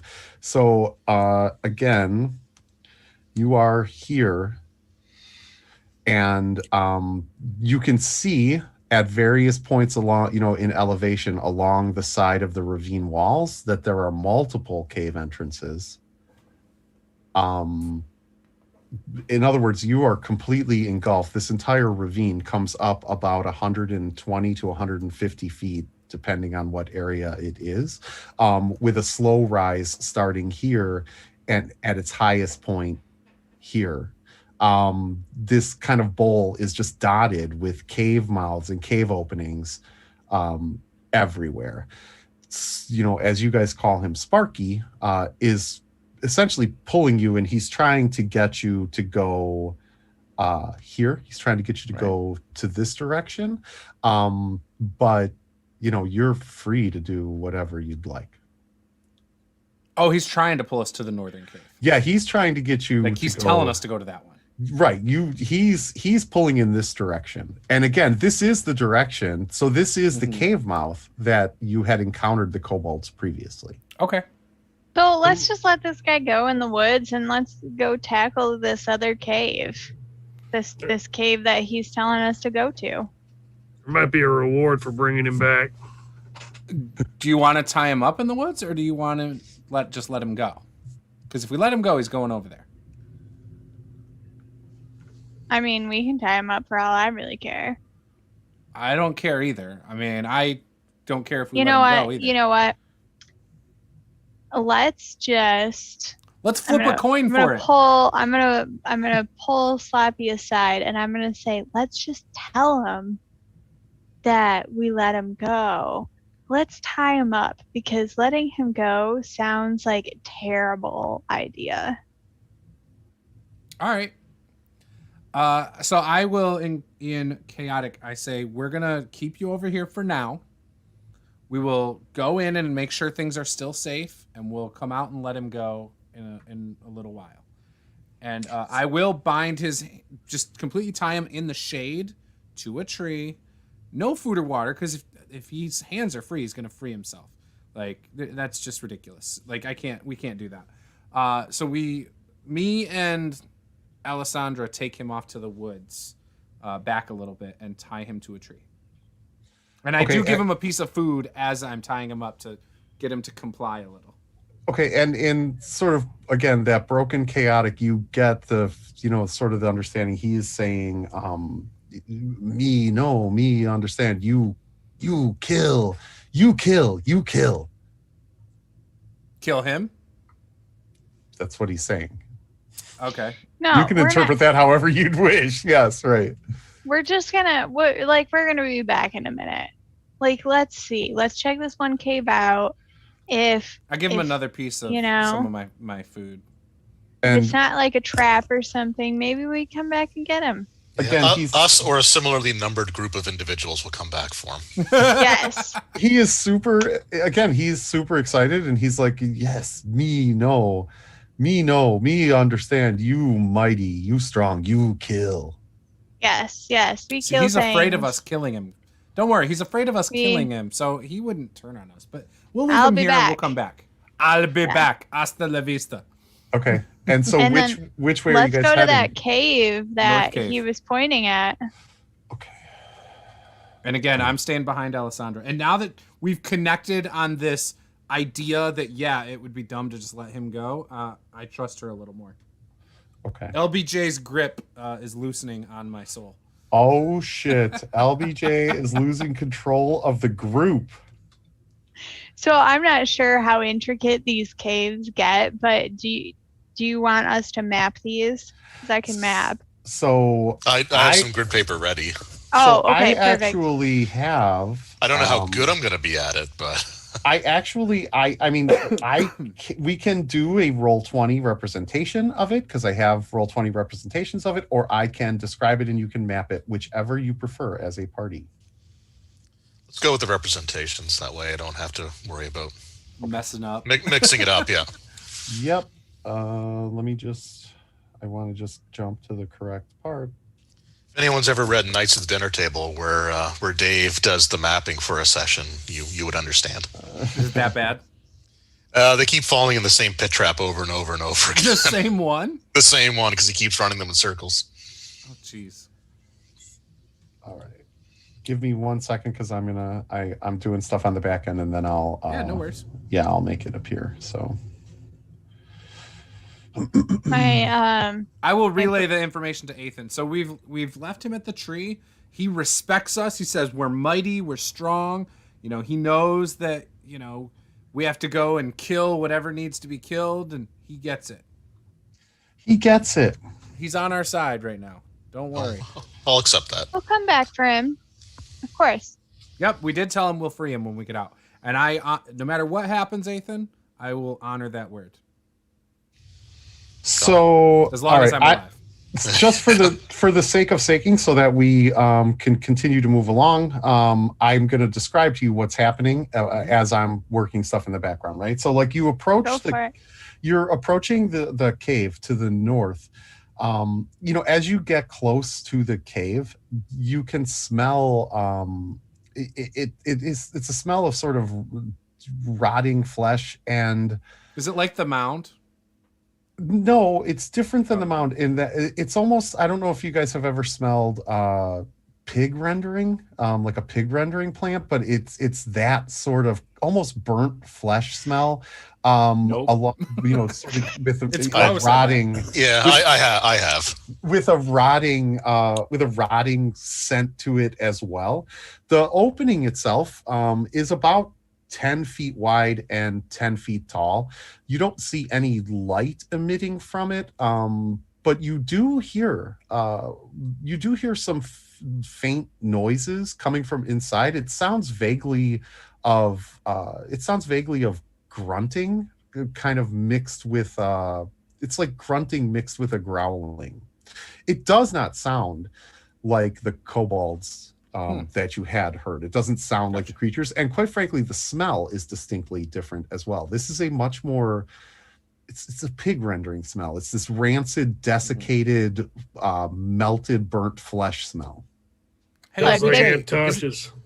hey, LBJ, isn't that rock you tried to throw off the top last time? That you Yeah. missed them? They move pretty quick. It's probably just whatever they were cooking. Right? Wow. Don't So- smell too bad. So we're all humans, right?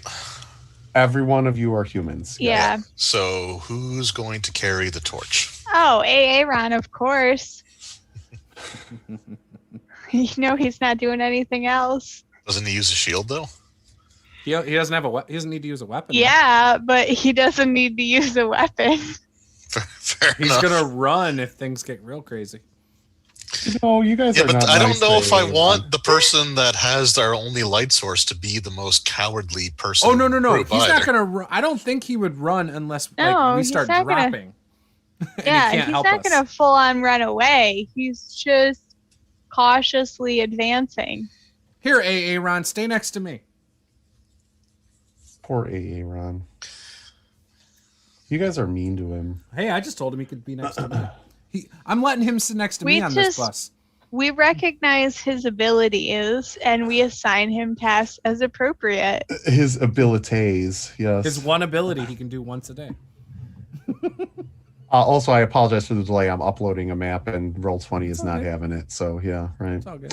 So you guys are approaching it. Aaron is carrying the torch. What is your marching order? How are you guys arranged at this point? I'll go first. It's been the standard marching order for me anyway. Yeah, I can go second. I'm third, I think. Well, Aaron's maybe- next to me. Maybe Aaron should be third so he's in the middle. That's fine. I'll put him in front of me too.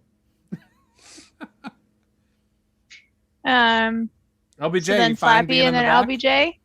LBJ. That's good. Make sure nothing sneaks up behind us, buddy. Nope.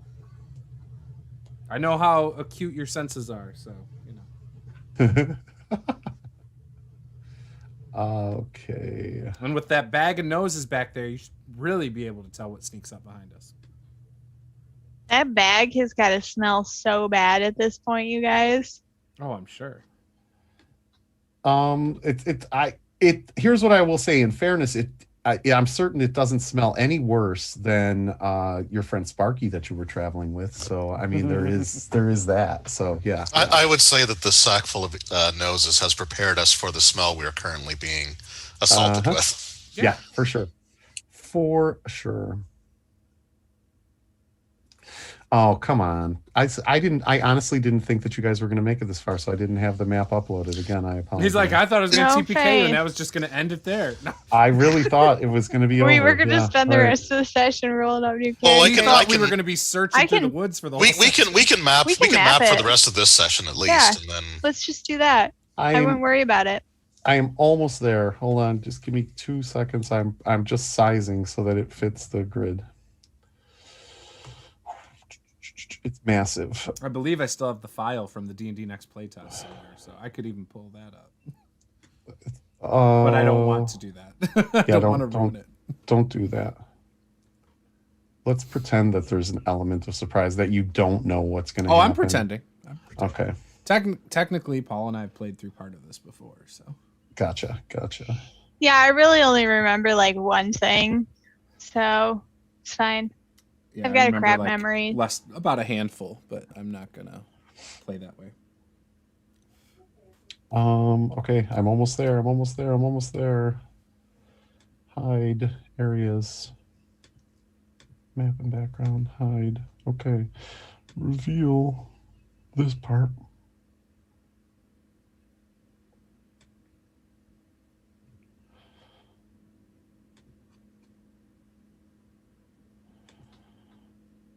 Okay. Sorry.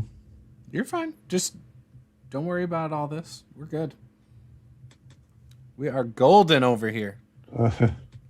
We have Lasagna Druid in the chat saying Sloppy Sherman Wood sounds like a homemade Sloppy Joe. It kind That's of is, the idea. yeah. Not really, but yes.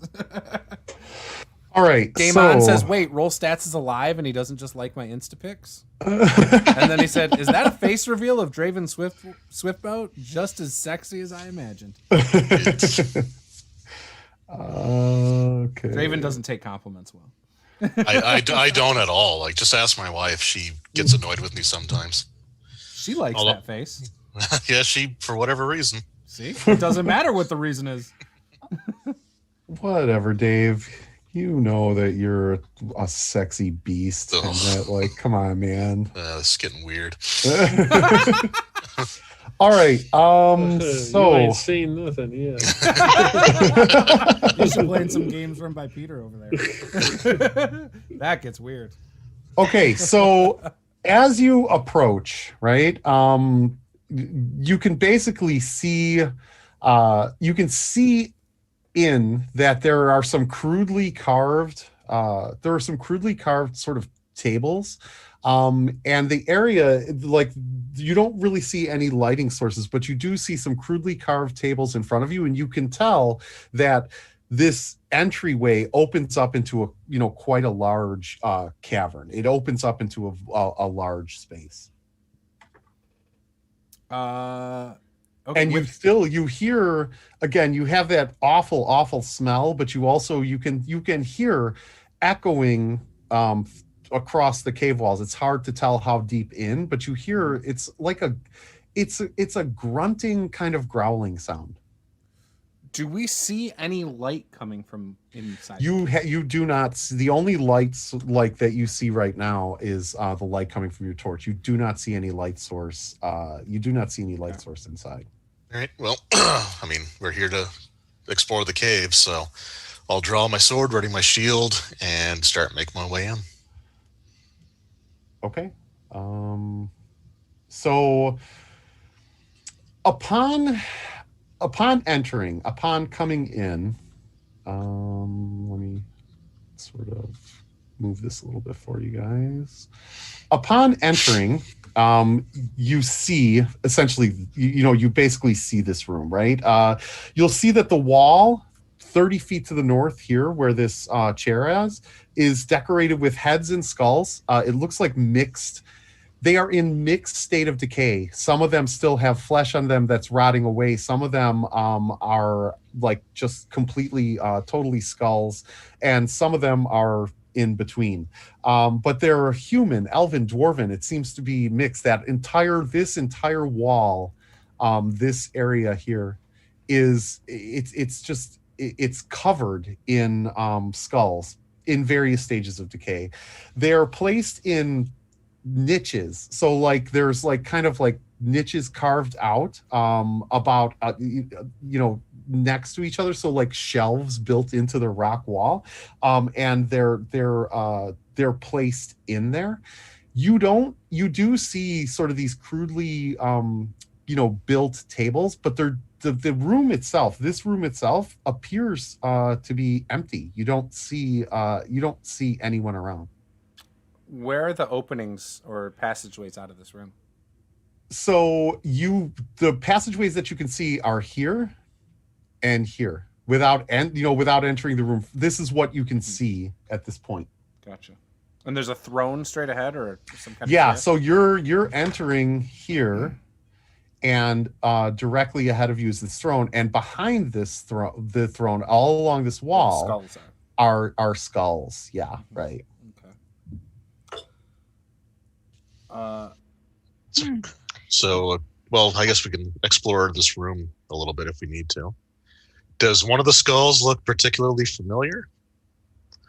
So do you want to go up to the wall and inspect? I will, yeah. Okay. So give me a D6 roll and let me know what you come up with. Okay, 6. Okay. So sorry, Bob wants to play. You as you approach the wall, and you're sort of staring at the faces that are in the wall behind the stone throne. You see that one of them actually blinks, and then the face comes back, and this canvas thing comes down. I back up Yeah, that's a little weird. all the way to the back wall. I'll step back. So you guys are a couple paces. all right. least, So you're coming back to the sort of the entrance to where you were. Yeah, I'll sort of go right between like the middle part of the two tables. What is everybody else doing? So Alessandra's not super concerned about this as they back out. I mean, she expects weird things are going to happen, right? So she's actually going to sit down on the throne and just kind of wait for everybody else to come on in. And she kind of leans back a little bit, like she's relaxing. She's trying to see how comfortable it is. We need some fan art for that. Her sitting on the throne with all the skulls behind her. So as you sit down in the throne, Ethan, you're backing away, and because you saw sort of the skull blink and then disappear, and a gray canvas came down. You like a goblin skull, sort of half decayed, gets placed back into, like, it just appears. It pops up in that little alcove, and you hear a clanging as if it's almost like a gong, just clamorous clanging of a gong starting to go off. Okay, does it sound like it's getting closer, or does it seem to be stationary? No, it sounds to be stationary, but also give me another D6 roll. Here comes the welcome party. 2. So it appears to be stationary, but you really can't necessarily tell. Could I at least determine which of the two exits from, like, up north it might be coming from, or might be closer to? It sounds to be like it's echoing throughout the entire cave system. Okay. It's definitely from within the cave. It does appear to be coming from somewhere, based on the echoes, it's coming from behind you, but you hear it coming through both of these sort of entranceways. Well, which one do you guys want to go through? Following your lead, buddy. I'll take the one on. I'll start making my way towards the one on the left. Okay, so this one are we referring to? Yep. Okay, yep. So as he starts to make his way that way, I will get up from the throne and kind of fall back in line, as they move that direction. Yep. And I'll put the avatars on the board in a second, but I just would like to know, what is everyone else? I need to know what everyone is doing right at this moment. So I'm going to enter the room, and are there plates and cups and stuff on these tables? Yeah, there's, it's not, I wouldn't necessarily call it plates and cups. It's sort of crudely carved, pieces of driftwood that kind of are hollowed out, and that, or shells. Yeah, but think who's asking the question, though. I'm not here to judge. Yes, then absolutely there are crudely fashioned plates and cups on these tables. Yes, and to be honest with you, they have some sort of moldering foodstuffs left in them. Some there blood, we go. Some stale sort of rotten ale. Right. They left us some food. Okay, so LBJ is sort of here at this. Are you at this table, or are you at this table? This is going to be important. And I would say that one. Yeah, the second one. Yeah. So you're at this one. Ethan is here. Where is Alessandra, Queen of the North? Well, she was sitting on the throne. She kind of just stood up to follow Ethan. So somewhere around there, she could still be sitting, or she just stood up. Yeah. Yep. Aaron is, as we kind of came into this room, he was standing back at the entrance. Okay. As he hears the the gong go off, he kind of sticks by that entrance and says, like the original entrance that we came in, and he's Yep. like, guys, like we could just get out of here before they show up. Yep. Maybe come back tomorrow.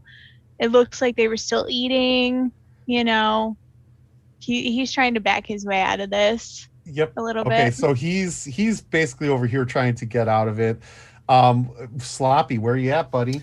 I'm staying back down south With Aaron? Yep, right there. And I'm actually, as Aaron does try to like walk out, I put my hand into his back and I say, think of the evil guy and you saw in your vision. Okay, so all of this is happening. Athan, as you come around this corner to go into this hallway, you see 4, 6.5 feet tall, burly, almost pig creatures.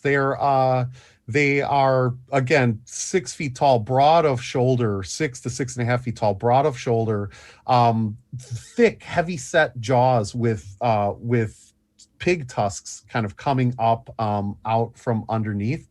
Long sort of hair that is braided and back, and they are wearing armor, which you're surprised to see. They are armed and charging towards you. If anyone, so Aaron actually and Aaron and Sloppy would see two of, so you're seeing the 4 coming this way, Aaron and Sloppy, and you see 2 more of the same ilk rushing from this particular hallway. Feel like the Kobold wasn't a good choice to listen to. These are not Kobolds. Because this is not his home. Well, no, we saw Kobolds come out of this one, though. No, we didn't? You saw kobolds come down out of the trees outside of this cave. No, when they grabbed the body, wasn't it? When they grabbed the body, they pulled it. Yes, they pulled it inside. You didn't see anyone come out. They came out of the trees. Yes. Mm-hmm. Well, we're here now. Yeah. Clearly. So how about that TPK? So what I need what I need is for someone to roll a d6. This is not for initiative. We're going to roll for surprise. Just a straight d6. Yeah, and if you roll a 1 or a 2, if you roll a 1 or a 2, you are surprised. Draven's got it on mute though. Oh, okay. Oh, sorry. I was moving up that way, so I rolled a 4.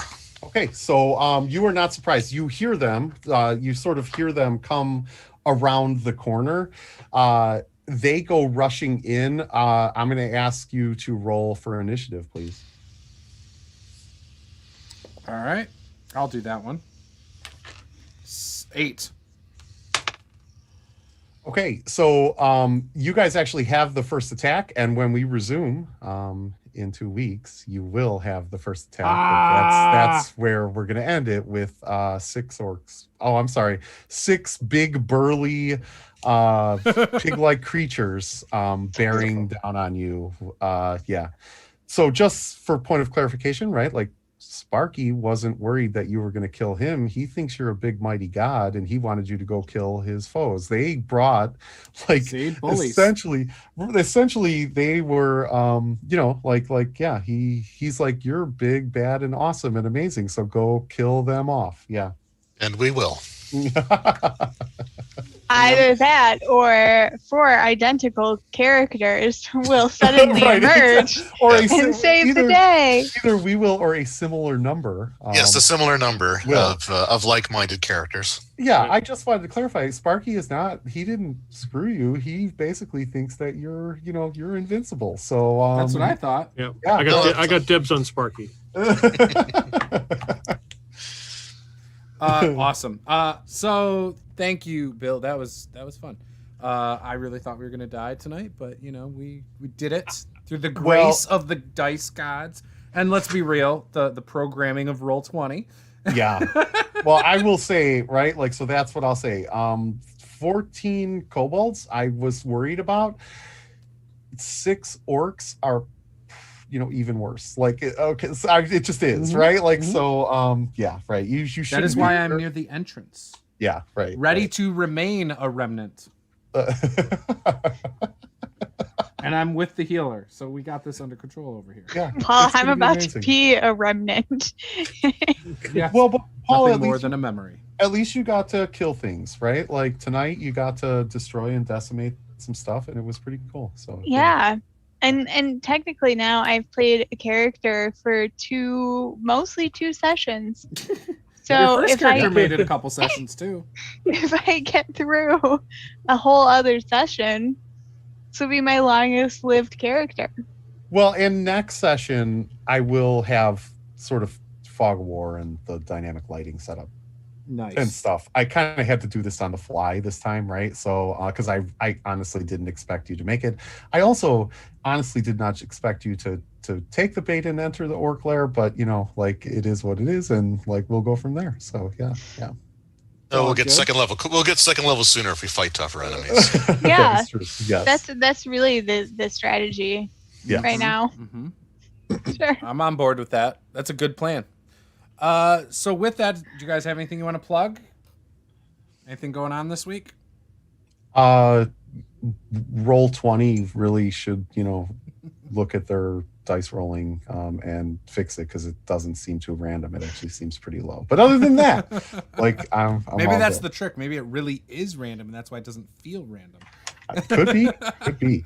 Absolutely. I don't think that also I didn't use the dice god, so there is that. So that's a good thing. Let's keep it that way. Yeah. You guys have Pulp Cthulhu on Thursday. Oh yeah, I can't. So wait. before that though, I am doing a solo stream tomorrow night. I'm going to be answering some questions. There's a couple things that have been asked recently, and so I'm going to answer those. And then anybody in the chat who wants to ask questions, it'll be a shorter stream, maybe an hour and a half, like from 8 to 9:30. That'll be tomorrow night, starting at 8 p.m. And then obviously Thursday, Pulp Cthulhu with Luther Styles, the tag team champ in the world, with Blake. I really enjoy it. I am not going to lie.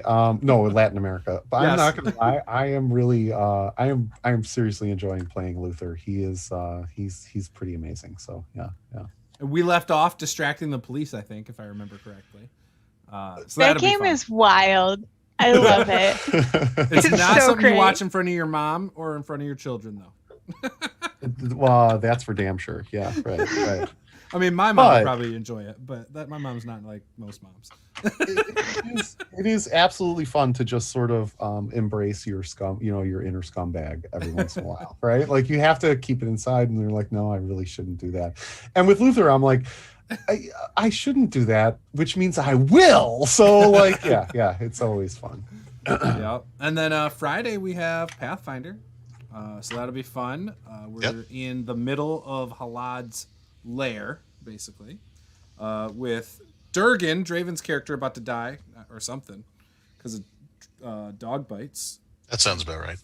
And then other than that, normally we would have a game on Saturday, but for Valentine's Day, since it's a couples game, we decided not to have a game this month for the Blackrock Adventurers. So in our Pulp game, I know the boss is going to be upset by that because, he's a big fan of the Blackrock Adventurers in that game. So. Yeah, Boris, he's a huge fan. That's we had to pick our code names based on his favorite novel, Blackrock Adventures. So which is how I ended up with Gray Chicken. Thanks, Paula. and I don't know how old everybody is here, but I'm going to reveal my age when I play the Gray Chicken. I hear in the back of my head the Super Chicken theme song, right? Like, does anybody know Super Chicken? What's Super Chicken? Oh, forget it, man. No. I might know it. I just don't know the name. It's the greatest cartoon in the world, and I loved it when I was a kid. So look up Super Chicken and I'm Googling it right now. And listen to the theme song. Bok, bok, bok, bok, Super Chicken. Like, it's maybe amazing. Peter can work it into the recap. I think he should. I actually think he's making a note of it. I think Peter needs to. Yes, right. Peter, you're the best at that, by the way. Yeah, I don't think we had that show in Canada. Amazing. Oh, you probably did, but he just said he dated himself.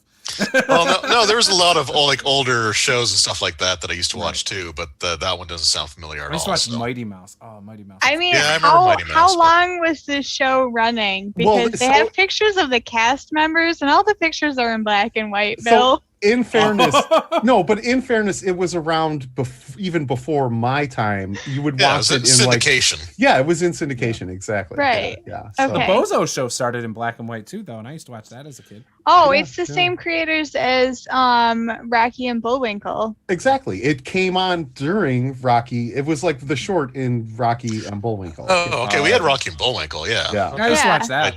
I just don't remember that part of it. I I used also to watched. love Adam West Batman too. I also watched the PSA that you forwarded along the other day. Oh yeah, And, did you? yeah, Aster from Planet Danger. freaking Canada, man. Like I'm just saying. That was a PSA that we had growing up in the late '80s, early '90s. So if anyone hasn't seen Aster from Planet Danger, you should definitely check it out. They actually redid it in the '90s, in the later '90s, and all CGI. So I kind of mixed some of the lines between the two, but yeah, it's that's what we dealt with. Oh, love it. this looks great. Awesome. All right, guys. All right, well, I do look forward to playing Super Chicken on Thursdays.